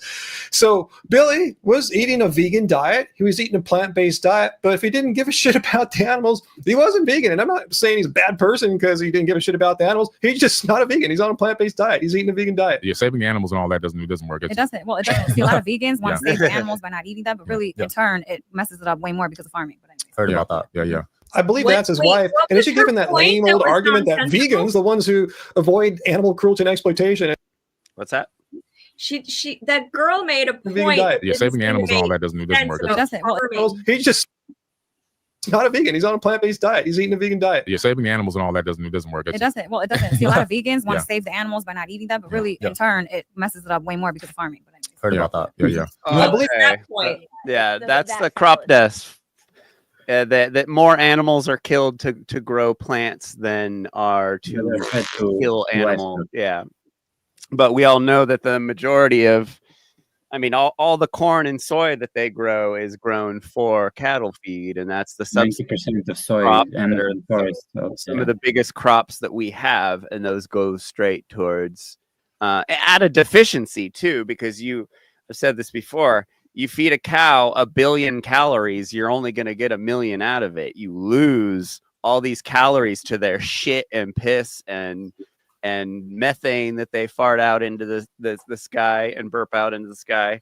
So it's like really that's why the subsidies are there, because they have to help these guys, because if there would be no factory farming in a real free market, if there was no subsidies by the governments holding a gun to people's heads, taking taxes from them and spending it on subsidies, that's the only way the meat industry can stay around, because of that deficiency of calories and how much money it costs to keep the cow alive and grow it up to the size to be slaughtered. It costs so much that it wouldn't make any sense without the government pitching the bill for a lot of the feed and just all these tax breaks to the farmers. And then we just saw what the farmers are doing. The farmers are fucking Satanists, killing all killing all the native animals, destroying the areas and all these guys are like, oh, regenerative grazing, so we're gonna fix the fucked up areas by putting more cows on. Like, that's what these guys say. Oh, the cows fucked up this area, but we need to put more cows on the area to fix it. Like, it's crazy nonsense. The other day I was in a bus traveling to another city, and I heard some people talk about, like, they were buying raw milk from a lady, and then after one said that the lady doesn't she wants to get rid of the cows because it's not sustainable. And I was like, they're too expensive. Yeah. No, even a cat, even a house pet is like really expensive. So you could imagine that large of an animal. Yeah, a much large animals. Yeah. I had goats once, and like it's one block of wheat, like of how do you say, not wheat, but hail. Hay. Yeah. Hay. There's tons of pesticides that go into hay. All this this grass-fed beef craze that's going on, it's like complete bullshit. They're feeding these cows hay. They aren't out on the fields. Like, there's a very, very small, like 0.05% of these cows. Yeah. But it's all BS. There's tons of pesticides in the hay, and I hadn't even thought about that part. And most of the grass feds comes from New Zealand, so they're flying this shit cross country with all this exhaust, all the diesel fumes and shit. I put the link about some truth that Carson said about your links got us freaking copyright struck last week, dude. Okay. It's also unnatural and satanic, because like if you lived in an area where there were free range bovines, let's say bison or something like that, what native population of any large animal, cervids, bovines, whatever, could handle getting killed by the hundreds or thousands a day? None. It's completely unnatural. And then they're trying to fix these problems with other unnatural methods. And then I don't know if you noticed, but Russell Brand converted to Christianity, actually got baptized a Catholic, and then like a month later came out and said, I'm no longer vegan. And I'm thinking, they got him, dude. They got him. They want him to take all these truthers and shove them right back into the loosh harvest cult, because that's what it is. Maximum suffering all the time. So we got to, like, if you think about it, it's sadomasochism. Like, we're the man in the box, and we're taught to shove our own noses in shit by like slaughtering animals to expiate our sins. And then a person takes birth, and then he has to sacrifice himself for our sins. But then we still got to hope for a day where we're going to resume the animal sacrifices and rebuild the animal sacrifice temple. And they keep harping on like Genesis, Leviticus, and all this stuff. And it's just, without the religion to back it up, their arguments could be defeated. But the bottom line is they have been given and conditioned to accept a religion that reinforces self-loathing sadomasochism. And then, people who are abused are more likely to abuse other people and animals. And so that's what they're appealing to. And they're really turning the screws on our organic cybernetic systems they're just hammering at the trauma, and then they'll hit, our taste receptors, and then they'll do research and create GMO flavors to hit those things. And they think we have a mental health problem. We do not. We're having a normal illness reaction to a sadistic society. Yeah. So we don't have a mental health crisis. If 1 in 4 people is on antidepressant, it doesn't mean we have a mental health problem. We don't need to invest in mental health. Mental health is selling you drugs so that you can suppress your natural reaction to evil. Yeah. You have a drug problem, not a mental health problem. Yeah. A drug and a violence problem. Russell Brand, I remember I saw him when he was a heroin addict, living in the UK when I lived there, and I would say he's a paid mouthpiece. Whatever direction the puppeteers tell him to go. Oh, we're gonna be Catholic now. Okay, fine. Whatever the heck he is now. If That's anyone why is, he's really he is for deceptive, sure. because he actually shows sources when he criticizes government agencies, and he quotes real medical journals. So people get used to trusting him on basic issues, and then he throws us a curveball with this thing. Like, But how do you think he's managed to get along like this far with that without really? oh, no doubt about it. Like, he's he was totally paid and protected. Of course. Yeah. Oh yeah, for sure. I mean, look who he was married to, Katy Perry, the dark horse herself. Yeah, she's gross. Yeah. She's connected with all of it. Oh yeah. That's his wife, and is she giving that lame old argument that vegans, the ones who avoid animal cruelty and exploitation and choose a diet which does not involve animals being bred into existence and slaughtered for us to eat, you're saying we are the ones that end up having more animals killed for us? Well, again, none of the science shows that to be true. Our herder mentioned farming, and let's talk about that, because most plants are bred for animals, like soy. People say, oh, this is so horrible, all you vegans eating soy. Well, no, more than 90% of U.S. soybeans are used for animal feed. And only a mere 6 to 7% of soybeans produced worldwide ever reach the mouths of human beings. Let alone vegans, consider we're like 1% of the human population or something like that. We learned too, soy was only brought here for forage originally, for animal feed, for forage. Really? So yeah, and the only reason we have so many soy products is because it's subsidized for the meat and dairy industry. No. Yeah. And this was the whole thing with Garland Farms with the soybean meal. So they grew the soybean plant originally for the raw forage, but it was actually too fatty, the raw bean, for the cows. They stopped eating it, and just the macros were off. So they made this press to defat the soy and roll the soy out. And this was the whole thing. Garland, that farmer guy, was saying, oh, but the soy meal is just a byproduct of the soy oil industry, and it's just so happens that they use this soy meal to feed the cattle. But no, actually, historically, these presses were made to squeeze the oil out to feed the cattle, and the soy oil industry actually originally was a byproduct of the cattle feed industry for the soy meal. So yeah, just an interesting tidbit about soy. The carnists completely paint the narrative completely wrong about that one. Wrong. Very much. I didn't even know there was a soy oil. Yeah, you should check out our debate with Garland Farms. It's on my YouTube. We did 2.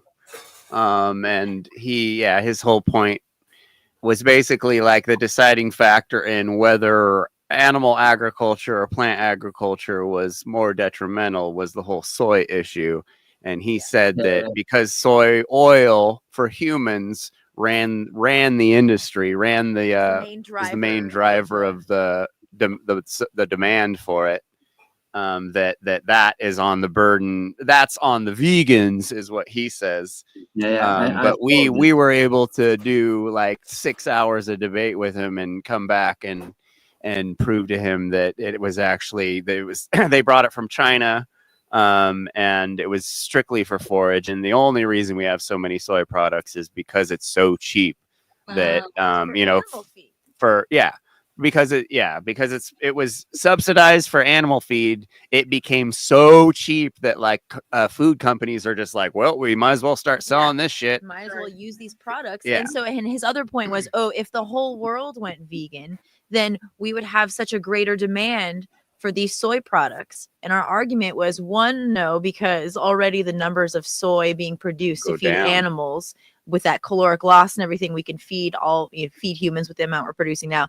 And the second thing was, who's to say that soy would be this number one product for vegans? Not that it even is, but there would be so many other options that would replace it because the market would change. It wouldn't have this subsidization from the subsidies from the government. So they wouldn't be all these byproducts of the oil and just the soy on the marketplace. There would be other beans and other things that more efficient, if the whole world went vegan, they would buy and the whole market would adjust. If the soy industry is this artificially propped up industry. So again, another carnist argument that's completely bunk, that we would have to raise even more soy because it's the number one vegan food. Yeah. Wrong. It's interesting because that's all fascinating. And I'm wondering, even in terms of we're talking about cows primarily here, right? Feed for cows is what you're Yeah. Correct. So, I mean, is that even natural to the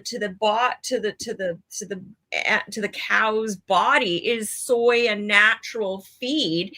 And it's pretty rough for humans too. Right. Well, and so what damage does it do to the cow's body? Although they're probably killed early on, so then you don't even know, which is in Well, and the messed up thing, the cow isn't even a natural animal. It's really, really far away from their native counterparts of what they were bred from, and they were just made that way to be eaten.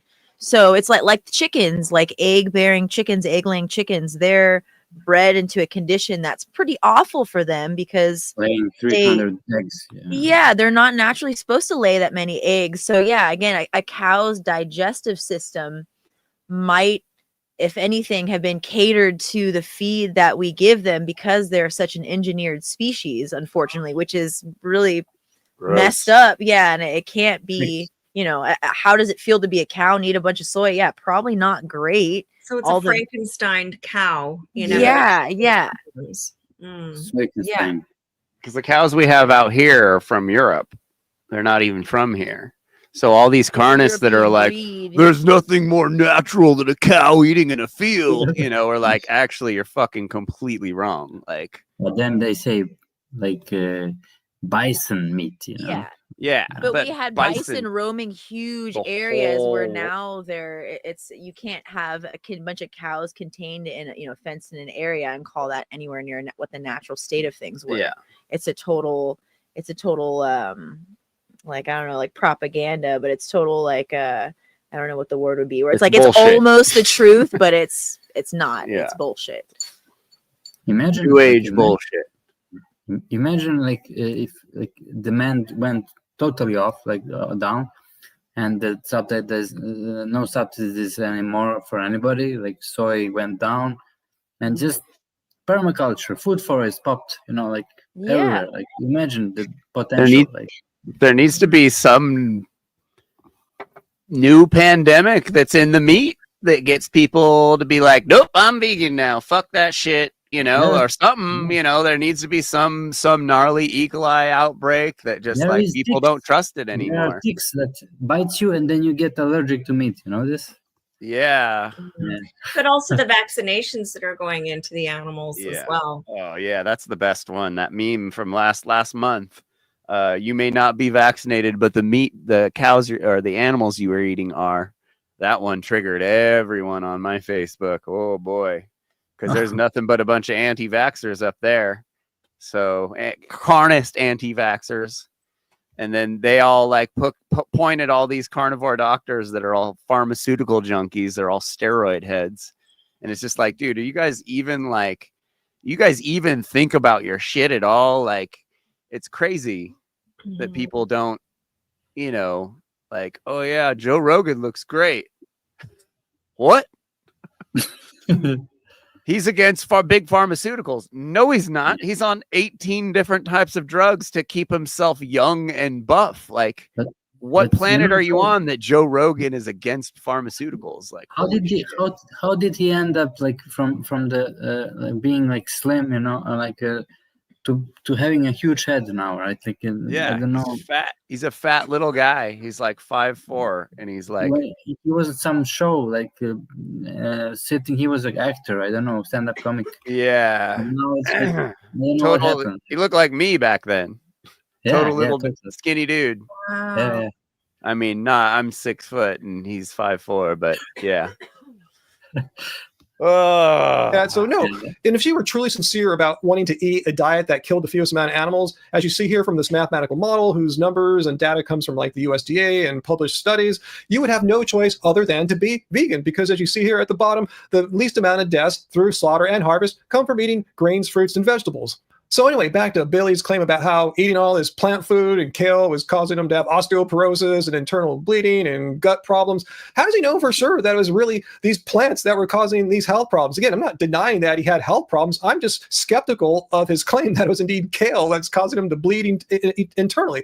Could it be, I'm just putting it out there, could it be there were some other things that he could have been ingesting over the many decades that he was vegan that could have led to these health problems? In fact, substances that are known to cause health problems. Have a look at this clip. Is. The other thing is I've been taking colloidal silver and monoatomic gold oh for my 20 years now. Just a couple teaspoons every single day with some lemon. All right, so this is really gets me here. He's been demonizing a plant that's known to be safe for most people.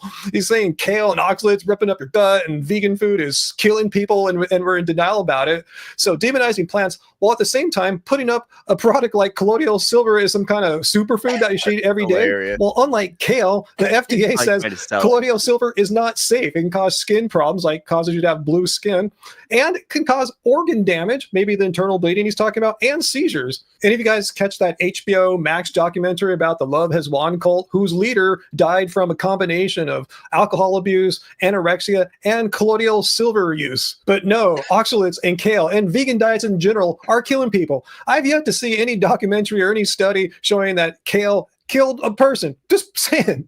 Oh, for shits and giggles, let's check out this older clip from Billy back when he was eating a vegan diet and meat was a bad, horrible thing to eat. So guys, really important. Try to stay away from tortured meat. Tortured meat, tortured food can lead to adding inadvertently negativity into your body. And you won't even know it's there. You won't even know it's happening and why things are not going right. And it's because of that negative vibe.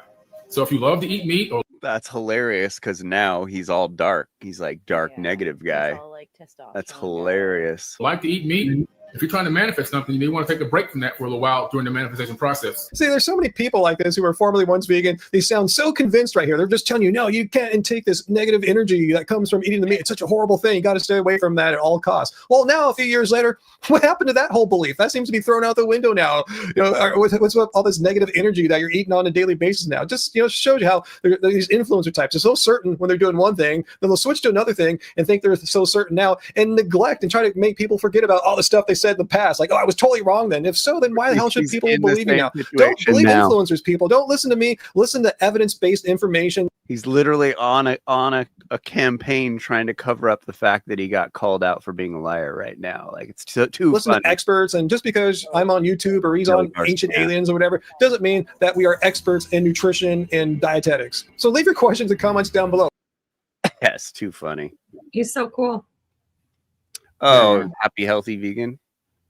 Yeah, I It's followed funny. him from the first year I went vegan. Like, Yeah. Allie's been Him following him a and while. Angie were OG vegan YouTubers. Yeah. He's pushing 60. That's amazing. But yeah, I was watching that show. That's where I think Allie got a lot of her recipes from, that guy. Because he kept showing his recipes and his food, and I was like, "What?" I'm all, that looks like what Allie cooks. I was following a lot the Man Life Regenerator one phase. High carb regenerator. Yeah, like Dan. He's been on the show. The guy from Hawaii, I think. Like. Yeah, no, it's just a different guy. Oh, different guy. Yeah. So, like fruit something. Like. Well. Yeah, isn't he not vegan anymore? I think they're plant-based. I'm not sure. Oh, okay, yeah. Maybe On not. I fruits, might be thinking of someone else. Yeah. plant-based. He has like a mustache, like a long hair, like I don't know, maybe like Dan the Man, the regenerate or something like that. Oh, okay. Yeah. Him and Durian Rider, there was some controversy between them, but I don't know what it Maybe, was. yeah. Yeah. I think so. I just kind of remember his name from back then. What happened to Fully Raw Christina? Is she still around? Oh, I think I'm not sure. Yeah, I think these people started eating fish again or something like that. Yeah, she got caught eating fish, I think. And wearing leather shoes. There was maybe it was another one. I think got caught eating fish. She like covered her face when her friend walked yeah. Oh, that was another LA. She was like a Latina. Yeah. Crazy. Oh yeah. So many like attention seekers. I think it's like some form of narcissism. For sure, yeah. And some of these chicks, it's kind of gross because there's this like, they talk about like, oh, like my sex drive is back. Like I'm so like horny now. And you're just like, ew, you're like watching these like, because it's like this narcissistic personality. It's like you're saying they love the attention. And now they're talking about how they're like horny all the time. It's just like, it's kind of, there's something about it. It's just like, it's gross to me because it's just like, okay, it's cringe and their ego is so big and they think like, man, people are going to like enjoy watching this so much. And like, yeah. And it's like, oh man. It's the placebo. They're thinking they're getting like this hormone rush because they've convinced that because they failed at something that it's not like you're going to get someone who goes back to eating meat who's going to be all, oh no, veganism's great. They're obviously going to be all, no, it was trash. I had to stop it because it was trash. They're not going to blame it on themselves for failing. They're going to say it's a trash diet by default, obviously. So that's why people perceive it as a diet because the diet is like 3 times a day, every day, and people focus on it, because it's emotional comfort, of course, and everything. It's like when you gather with family, it's always around food or something. So people make it, synonym veganism and diet, and then they say I was vegan. No, you were plant-based. So, yeah. Or I know a vegan, my friend's a vegan. Okay, does he wear leather? Does he have down jackets? Or does he wear wool? Yeah. Like that's why, honey. What's wrong with honey? Like, No, they're just like, oh, they're just really annoying to go out to eat with. That's all. But they still wear leather. Like, no, it's just plant-based. They're totally limiting themselves. Like, Yeah. Well, I think I'm gonna wrap it up. We got David Rams the next couple of weeks. Oh wow. Oh, cool. We might have Mike the Vegan. I guess if you pay on his Patreon, he'll do an interview with you. So I'm gonna join his Patreon and try and get Mike the Vegan up here. Those two, that'll be super tight. I'm gonna try and get Skylar, who is Jack from today's co-host. Yeah. He did the video with the elk that we watched. Yeah. He's super pissed. Yeah. What do you mean he's super pissed at what? He's pissed like Mark's pissed. It's totally he has the anger syndrome. Okay. Yeah, he's pretty rad. Put a fucking fence, and then just. Oh, could you believe that shit? Yeah, that was really fucking believable. That was brutal watching that video. Like they did, I think, in the 70s. They killed the wolves, Yellowstone Park. Something. And then the population went off, and then they brought them back in the 90s, and then there's some video about how wolves change the climate or the rivers, I think, because of the trophic cascades, the chain of to bring back the wolves. The wolves block. It just changes the whole thing. The plant eaters don't go where the wolves are, and so the trees come up, and the birds come back, and the beavers come back. The beavers, keep the rivers, trees, which divert the river. I know alligators have saved the Everglades because alligators make holes underneath the water. They make like dens. Oh, And so when the water dries up during the summer, there's pools everywhere of water, and all the animals are go and drink and get water in these pools where normally it would have dried up. Like natural architects, yeah, crazy. the Florida's been fucked pretty bad too, ecologically. They just run freeways across, these waterways that are supposed to be like water moving in the Everglades, and they just put roads right through them, and they just didn't even give a shit. There's whole Florida's screwed. Really cool place, but it's getting overrun by tract homes and what's a all the tract homes are like where you go to a whole neighborhood that's the same house over and over again. Oh, okay. Like really generic, like cheaply built family homes, but they pack like 20 of them on an acre. Like American stuff, cookie cutter houses. Yeah, might not see them too much in Canada. We call them like montage houses, like montage. Yeah. Yeah, but it's crazy. Like people cut down the trees on the hills, and then they whine about like floods, right? Like, yeah. No, where the West Coast, California is the king of people that are like that.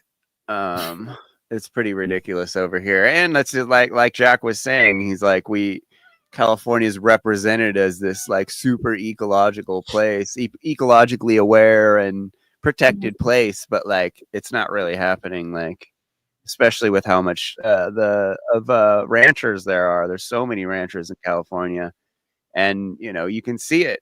They decimate the land. They completely decimate the land. It's cute to see the love here of your cat. Oh, that's ridiculous. He can sense that we're ending soon, so he's like, all right, like really? Yeah. He's just very in tune with like my shirt is Karl Lagerfeld's cat. Oh, cute. I only saw the sunglasses part. I didn't see the whiskers. He made clothing based on his cat, so this is his cat. That's rad. I have a few cat shirts, I'm not gonna lie. I have some shark underwear. Dun, dun, dun, dun, dun, dun, dun, dun, dun, dun. All right, guys, we'll see you next week. Thanks for coming out. I'm just gonna play this video out. Yeah. You're probably wondering. Oh, not that one.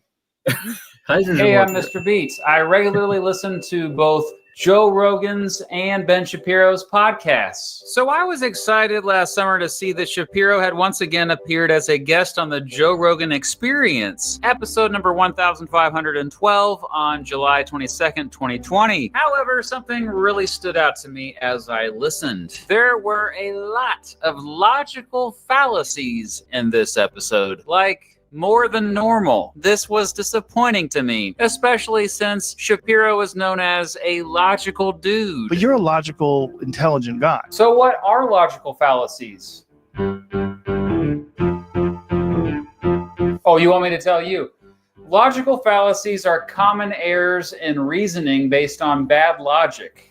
Mr. Beat, what's logic? Well, I'm glad you asked, Puppets. When I searched online, there were many different definitions of logic. The one I'm going to use for this video, though, is reaching a reasonable conclusion by adequately analyzing facts. For example, if someone spends too much money to a point where they can't afford basic necessities, then it is logical to conclude they should save their money to have more of it. At first glance, a logical fallacy seems to be true, but once we apply the rules of logic, it is problematic. Often we use logical fallacies and we don't even realize it. Logical fallacies hurt our ability to argue, but more importantly, they cause us to fall for crappy arguments. So back to the latest Joe Rogan Experience to feature Ben Shapiro. I'll play clips from that episode and pause it to point out the logical fallacy and then define it, maybe give some examples. I also have puppets to help out a little bit, so that's different. Okay, here the two talk about kosher food. The original logic was that you were supposed to kill the animal in the most humane way, was the idea. Now, Do I know if it's the most humane way now? I have no idea. It's most certainly not, Ben. Okay, well, because you have to slice take it his up with the throat. rabbis, man. I don't know. When Shapiro says, take it up with the rabbis, man, I don't know, that is an example of the faulty appeal to authority fallacy. That's using the opinion or position of an authority figure or institution of authority in place of an actual argument. One can be guilty of committing a faulty appeal to authority by trying to impress us or make us reluctant to challenge that authority's viewpoint. It just seems like he is making it up. How can you say that? Every week he keeps on changing things. He's doing it to make sure the faithful do not become complacent. But what is it with all the chickens? Whoa, that is teal level stuff. Way out of my league. Here's another example of the faulty appeal to authority fallacy about the 1619 Project, which we will get into more later. It's not good history. There are 4 Pulitzer Prize winning historians who said this is not good history. Okay, be listening for the phrase, this isn't my argument, coming up here soon. The story of America is trying to fulfill the promises of the Declaration of Independence over time, make those promises available to everybody. And this isn't my argument. This is Martin Luther King Jr.'s argument when he talks in the March in Washington about fulfilling the promissory note of the Declaration of Independence. He says, we're here to cash the check, right? You issued us the check, and then you didn't let Black Americans be Americans. We're here to cash the check. This is the argument Frederick Douglass, the freed slave, makes in 1852. Makes a famous speech before slavery is ended. And he says July 4th doesn't mean anything to Black Americans because we're not included in the bargain. Martin Luther King said, in the name of the flag, civil rights are necessary. Okay, enough of those. Let's move ahead a bit. And the move from LA being a pretty safe, fairly nice city, suburban in orientation, to just overrun with horror shows is really, it was a lot faster than I thought it would be. But it's sort of you're right, it's a gradual decline and then it's just off a cliff. Obviously, this is an exaggeration here, but I'd also argue that this is an example of the either-or fallacy, also known as the black or white fallacy or false dichotomy fallacy. The either-or fallacy is when someone asserts that we must choose between 2 things, when in fact we have more than 2 alternatives. So here, Ben is basically saying, hey, it used to be a very nice suburban-like city, and now it is the worst city ever. You basically have 2 extremes when I think we know that LA is somewhere in between. Okay, here's another example. How much of that is historic redlining and how much of that is an 18-year-old kid today deciding to pick a gun and shoot somebody? And yet another example. It's a shift that's happened throughout American society that went from the notion that men were acting like pigs and they should stop acting like pigs to what if everybody acted like pigs? Here's a part of the episode where Rogan starts talking about regularly seeing the homeless in tents all over the city. Well, you started to see tents and you didn't see them at all for decades. And then all of a sudden I started seeing tents. Now, don't get me wrong. There is no doubt that homelessness is a big problem in Los Angeles right now. But Rogan just is sharing what he's personally witnessed in parts of town, making it sound like the entire city is like that when there's no evidence of that. This is called the part to whole fallacy, also known as the composition/division fallacy. It assumes that what's true about one part of something has to be applied to all or other parts of it. And here's another example. And yet it immediately turned into, who can we blame? Who's to blame for all these dead people? Maybe it's Ron DeSantis or maybe it's Cuomo. Like, who can we blame? Sure, some in the media looked for people to blame, but definitely most did not. And now Rogan's going to tell an anecdote. I took my family there before COVID, like 4 months before COVID or so. We were going to go to, there's a famous donut place there. So we said, just one of those goofy Sunday things. Like, what do you guys want to do today? Let's go get donuts. So we went to downtown LA. Like, holy, literally, human on the streets. Everything smelled like piss. Bums everywhere. And I'm like, okay, stay close to me. Stay over here. Yeah, this is a pretty common one. The anecdotal fallacy, using personal experience or an isolated example instead of a valid argument. And let's face it, most of us are very biased based on our personal experiences. Here are some more examples of the anecdotal fallacy in the episode. And then over the past 13 years, like I live in a pretty decent suburban area. And I'm seeing like open needles on the street. Walk out of my house one day, there's just a guy lying face down in the gutter like Edgar Allan Poe. Like, I remember one time we were filming in downtown LA. Anyway, we were filming some Fear Factor stunt. And as we got up, we could see people smoking crack. And I go, oh, look, there's people smoking crack right there. And the guests on the show, like a lot of them, they fly from all over the country. They're like, is that real? They're really smoking crack? I'm like, that's crack. That's a homeless person smoking crack. Welcome to LA. It's right there. I know people who died in the hospital of COVID and their family could not visit them. I didn't think it was ever going to get to the point where you're on like Winnetka off the 101 and there's 80 tents and they put a porta potty there. By the way, the following are clips from the same episode. Anecdotal evidence is evidence of an anecdote. It is not evidence of a broad national trend. And I know what you're saying, that these are anecdotes, and this doesn't encompass the full statistics of cops versus black men and how what is exactly is happening. I don't like the idea that you are going to attribute to all of America a sin that is, number one, anecdotal in nature. He's reacting to something that's anecdotal, but there's many of those anecdotes, and you see them over and over again. And I was a bit surprised to hear this one, actually. Here is a loaded question. What do you think caused the slide or the expansion of the slide? With further context, listening to the whole episode, Rogan is referring to the steep decline of Los Angeles. Now, it's a loaded question because it's not a fact that LA is in steep decline right now. Don't get me wrong. Things have gotten pretty bad in LA over the past year or two, as they have in many American cities. But if you look at LA historically, unfortunately, this is not as dramatic as Rogan and Shapiro are trying to make it out to be. A loaded question is a question that's asked that has an assumption built into it. Often it is two questions in one. One is hidden behind the other. It's like asking, why did you take that cookie? When you should have asked, did you take that cookie first? And so the better question for Rogan is to ask, is Los Angeles sliding right now? Or perhaps even, how bad is the slide in Los Angeles right now? Folks, here's one of the most common logical fallacies I see in media. That is the Texas sharpshooter, also known as cherry picking. Shapiro here is going to focus on specific evidence to back up his argument about why homelessness is such a big problem in LA. And then they got a ruling from a court that you're allowed to live in your car, because for a while you weren't allowed to live in your car, and then it was you're allowed to live in your car. So now you're basically allowed to leave your stuff on the sidewalk, and the police are not allowed to move it, and you're allowed to live in your car. And then there was this sort of equity movement that said, okay, well, things in business districts, but why can't they do it in like more suburban areas? Why can't they just move into nicer areas? After all, if there's misery, it should be equally spread across the city. The Texas sharpshooter fallacy is when you cherry pick data clusters to suit an argument, or you find a pattern to fit a presumption. You basically just ignore evidence that doesn't neatly fit into your argument, and you focus on evidence that does help your argument. It's pretty convenient, actually. Homelessness is a very complex problem with lots of different causes. Shapiro confidently explains why homelessness in LA is such a problem, focusing only on certain evidence while ignoring lots of other evidence. And now here's a clip where they talk about marriage. I'll go data driven, which is the longer you live together with somebody before you get married, the higher divorce rate after.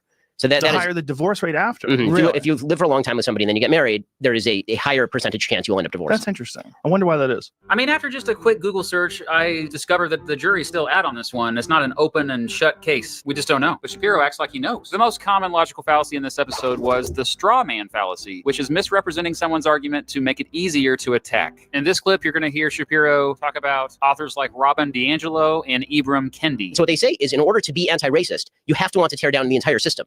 They literally say this. I'm not really, I know that I'm not misidentifying the argument because I've read their books. Yeah, he's misidentifying the argument. They never said that. At least when I was looking at the books, I couldn't find it. Oh, he keeps going with the straw man fallacy. The basic notion that to be anti-racist, you have to tear down free markets, or you have to tear down free speech, or you have to, and what that means is, of course, that anytime there's rioting and looting, that's really just an expression of outrage at the broader American system, and so it justifies that sort of stuff. Saying that to be anti-racist, you have to tear down free markets or tear down free speech, that is definitely misrepresenting the other side. Now, here Shapiro has a rant against the 1619 Project, which personally I'm not a fan of, but he just completely misconstrues and oversimplifies what their mission is. So the idea is that the entire history of America is a history of a system that is endemically white supremacist. And that all of the Declaration of Independence is basically a lie. That the principles of all men are created equal, that was a lie when it was written, and it's a lie now. That the idea that we have rights that pre-exist government, that's a lie. All of these things are lies. The Constitution was built in order to enshrine white supremacy. And no evolution has taken place. So they essentially make the argument that from 1619 to 2020 is a continuum. Racism has gone underground a little bit, but it's still there, and it's still implicit in all of our systems. So the 1619 Project has essays blaming literally everything on racism. I mean, sure, all that is partially true, but I don't even know if Shapiro realizes he's doing this, but it is exaggeration. Here's another one. Shapiro does not think that systemic racism or institutional racism really is a big issue. History has consequences is not the same thing as saying the rules today are racist. Because the rules today are not racist, actually. The rules today are quite not racist. But most who talk about institutional racism today are talking about enforcement of the laws, not the actual laws themselves. And so instead of just saying that standards exist and people don't live up to them, but the standards are actually not a bad thing, we just decided, you know what, we don't want to be hypocrites. We're getting rid of all standards whatsoever. Everybody shouldn't have standards. And if you believe that anybody should have standards, then you're a hypocrite. I mean, he keeps saying we, but let's first establish even a small group that is saying we should get rid of all standards. They shut down the entire county so that douchebags could run around shattering windows, pretending that they were standing up for social justice. No, that's not why they shut them down. They shut down Rodeo Drive at 1 p.m. so that people could run up and down Rodeo Drive talking about how capitalism sucks while tweeting from their iPhone. While stealing Nikes. Oh, that's a 2-for-1. Not only was that a straw man fallacy, but that was also a tu quo que fallacy. The tu quo que fallacy is dismissing someone's viewpoint on an issue because he himself is inconsistent in that very thing. Basically, hey, this person's a hypocrite, so why should I listen to what they're saying? Shapiro and Rogan here are basically downplaying criticisms of capitalism because the critics themselves benefit from capitalism. Are you tired of having to come up with well-thought-out arguments to defend yourself? You betcha. Then you should try the Tu Quoque app. It removes all of the effort by refocusing the criticism back at the person that's giving you guff. How does it work? The app auto-generates insults and other shortcomings to take the heat off of you. That seems kind of asinine. Of course, you would say that, because you're a jerk. Tu Quoque. you can only protest if it's a Black Lives Matter protest. What about a protest for increasing your immunity? What about a protest for educating people to the techniques and the strategies for increasing your immune system? They're out there, and there's no discussion about this amongst health professionals. Excuse me, amongst politicians. Yep, whataboutism falls under this fallacy, basically answering criticism with criticism. What we saw yesterday, where they're breaking into Amazon Go in Seattle, like that guy owns the Washington Post. He owns the most left-wing newspaper in America. And you're like, not good enough. Okay, this is a bit of a stretch, but that is kind of an example of the genetic fallacy. Because Rogan is judging Amazon based on the CEO, Jeff Bezos, who is left-leaning and owns a left-leaning newspaper. So yeah, the genetic fallacy is judging something good or bad on the basis of where it comes from or from whom it comes. A better example might be not believing something from a certain news network because they've lied in the past. I mean, I'm not a big fan of CNN, but that doesn't mean that they never tell the truth. If I dismissed everything from CNN, that could easily lead to the genetic fallacy. The next clip is about the killing of George Floyd. I don't know a single human being who watched that tape and didn't think, okay, that guy deserves to go to jail. Chauvin, right? The officer in that case, in the George Floyd case. Didn't think that. Yeah. Everyone I know, every that, single person was like, yeah, that's real bad. Like cops. Like I know tons of cops. I'm friendly with tons of cops. And not one of them was like, yeah, that's good police procedure. I'm glad he did that. Like no one thought that. This is not quite a fallacy, but it's almost a no true Scotsman fallacy, which is making what could be called an appeal to purity as a way to dismiss relevant criticisms or flaws of an argument. If Shapiro found out that, yes, actually, there were people out there who thought that Chauvin should not go to jail, I'm predicting he would say, well, no decent human being would want to see Chauvin not in jail. Later in the show, when they're talking about Colin Kaepernick kneeling during the national anthem, here's a more clear-cut case of the no true Scotsman fallacy. No, because I think that he made a serious error, which is that the most positive movements in American social history have been ones that don't kneel for the flag, but say in the name of the flag, you should do X. In other words, no true patriotic American would protest that way. Since the Colin Kaepernick controversy and the George Floyd killing, there has been increased discussion about defunding the police. Ben Shapiro's going to take that a step further, though. Let's have a conversation instead about like just completely defunding the police. We want to have like a responsible conversation about things that make sense. We'll talk about like, what if we just got rid of the police? How crazy is that discussion?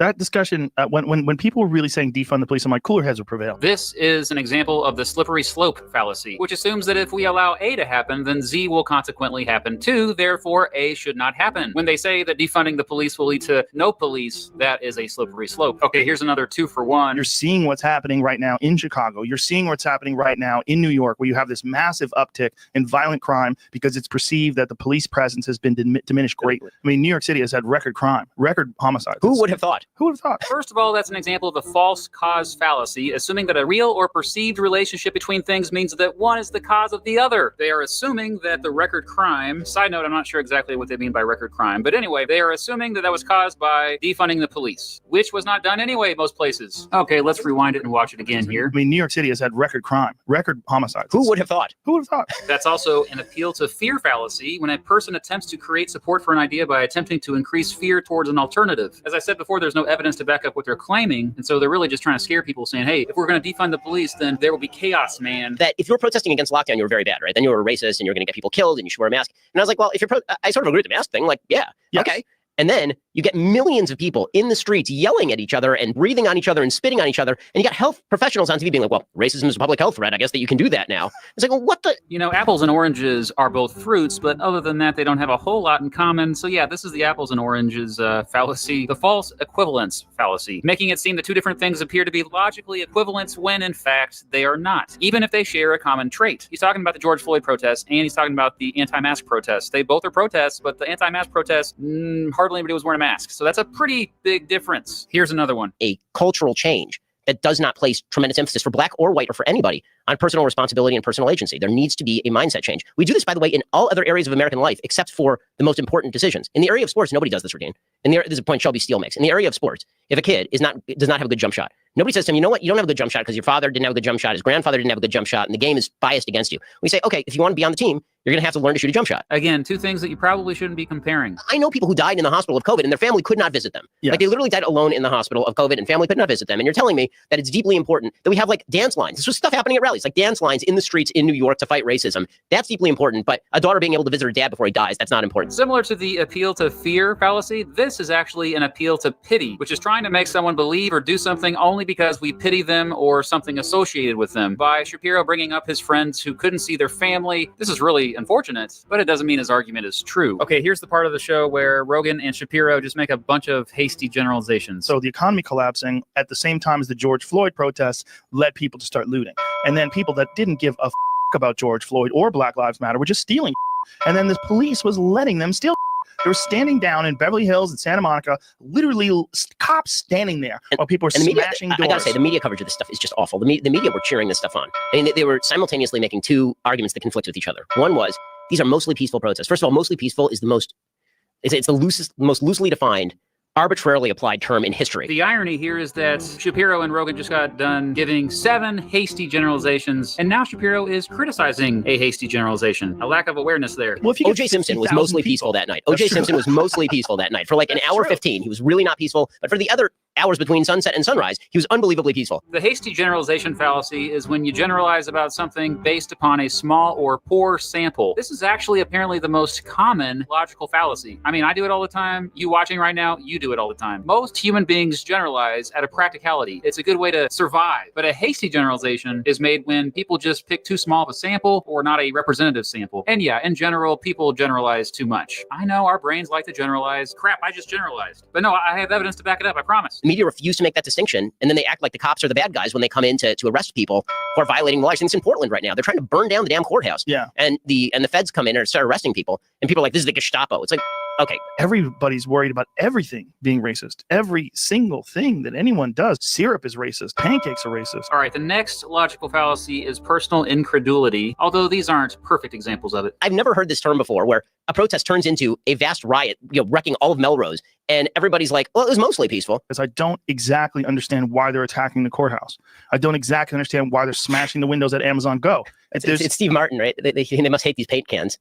Right, from the jerk, right? But it went from this to literally tear down the structure of society. The personal incredulity fallacy is saying that because one finds something difficult to understand, that it's therefore not true. Now, Shapiro might just be disingenuous here, but with Rogan, I think he really doesn't understand, and he probably should just learn more, maybe? But isn't there always something like that? There's always like extremes on each position, and the truth lies somewhere in the middle. That's the middle ground fallacy, saying that a compromise or middle point between two extremes is the truth. At this point in the podcast, they are now talking about the seemingly endless cycle of gang violence. The answer is there's only one way to break that chain. What way is that? That way is to not pick up a gun and shoot somebody. I think that's a simplistic way of looking at it if you're on the outside of that community. It's also an example of the begging the question fallacy. With the incredible influence of all the people around him, and that's all you see. Good job, Joe. You're trying to correct them. But the problem is the only way that's going to be the thing that your kid doesn't know is for you not to do it. At some point, personal agency has to come in. It does, because education and teaching them about personal agency. Also known as the assuming the answer fallacy, the begging the question fallacy is a circular argument in which the conclusion is included in the premise. When Shapiro argues that all you got to do to stop the cycle of violence is not be violent, he's kind of just brushing over all the reasons why this violence might be really happening. If your father was in and out of jail, everyone around you is like that. If there's literally no influence that's positive in your life, the idea of saying to a kid like that, hey, don't pick up a gun and shoot somebody, that's way too simplistic a version of their future in my well, I mean, the problem is I don't see an alternative solution. Oof, there's another one. That's the argument from ignorance fallacy, which assumes something is true because it has not yet been proven false, or something is false because it has not yet been proven true, which is what Shapiro just did. People make this stuff up pretty regularly. Well, people are silly. People are indeed silly. People tattoo their eyeballs, man. That is an example of a bandwagon fallacy, which is appealing to popularity or the fact that many people do something as an attempted form of validation. Here's another one. People out there that have had some really good times with those bad ideas, Ben Shapiro. And it may be that when I die, I look back and that is one of my great regrets. It's pretty clear here that Rogan's joking, so I'll let these slide. Okay, jumping back to when they were talking about Colin Kaepernick. If you just look at the gesture itself, isn't taking a knee even more respectful than standing with your hand over your heart? I mean, then I imagine millions of us would routinely take a knee for the American flag. You might also say this is the bandwagon fallacy because why does there have to be millions of people kneeling during the national anthem for it to be respectful? Colin Kaepernick's a terrible spokesperson for this movement. I'll give props to Shapiro and Rogan because they didn't do this one very much, but that is an example of the ad hominem fallacy, which is attacking your opponent's character or personal traits in order to undermine their argument. Sure, Colin Kaepernick may be a bad spokesperson. That doesn't mean his argument is wrong. After you get benched for Blaine Gabbert and take millions of bucks from a major corporation, terrible QB rating is all you really need to know. Not a good quarterback is the answer. Really, it's sort of a traditional thing where we're arguing over. Well, it isn't the way that it was originally expressed. Yep, that was an appeal to tradition fallacy, which is when someone encourages us to believe something is good because it is associated with things of the past. Related to the appeal to tradition fallacy is the appeal to nature fallacy, which is saying that because something is, quote, natural, it is therefore good. Hey, look, this plant looks delicious. I don't know, Grunk. That plant looks really strange. What are you talking about? It comes from nature. Of course it's safe. You kidding? Nature's already tried to kill you 3 times this morning. So the odds are pretty low it would happen again. You're doing it wrong. If you want to fight police brutality, say America is not living up to her promises. I know that over time, my fellow Americans are going to come to realize that they need to live in accordance with the fundamental principles that founded the country. Mm-hmm. That's unifying. To say that the American flag is inherently non-unifying is really bad. That's possibly a fallacy, also known as the argument from fallacy. It's assuming that because a claim has been poorly argued or a fallacy has been made, that it is necessarily wrong. Just because Kaepernick maybe went about it the wrong way doesn't mean that what he was trying to argue is wrong. After it was revealed to Shapiro that perhaps he got it a bit wrong about the reasoning why Kaepernick was kneeling, now we're going to see the special pleading fallacy. The second take after talking military, yeah, that's better. Military, rather, yeah. Although he recently released a video that sort of goes back to the original explanation, suggesting that America is endemically and systemically racist. The special pleading fallacy is moving the goalpost to create exceptions when a claim is shown to be false. And after seeing the evidence, Shapiro's earlier claims were wrong about the intentions of Kaepernick, and so he had to kind of sneak that in. Oh, well, he's still bad by this other thing. Okay, holy crap, this video turned out to be way too long. I guess I'm just going to wrap this up now. I know I was a bit nitpicky, and perhaps I even got some of these wrong, but I just wanted to show you how 2 smart, entertaining people can be guilty of a lot of logical fallacies in just an hour and a half of conversation. I counted 58 of them. For the record, I still enjoy the episode. And I am definitely guilty of using logical fallacies myself. One of my goals lately has been to stop using logical fallacies when making arguments. So maybe you can join me in this quest to be logical. It's very boring. It's a very boring movement, the logic movement, but a special shout out to my friend. Cheers to the people who did wake up and activate and become peers in the great work. Nothing but admiration and thanks. And this forced shadow work has not been for you. It has been for those who did not respond to the fucking call of freedom. And you guys already know that. I don't even need to repeat that. But I will say with my Vienna lager here, cheers to the people who really did the great work. The ones who really activated, the ones who spoke out, the ones who put the message of freedom publicly out into the world through the creation, the creative expression that came from within themselves to publish and communicate it to those in need of that knowledge. You're my brothers and sisters, and you're my peers in the great work, and thank you. To every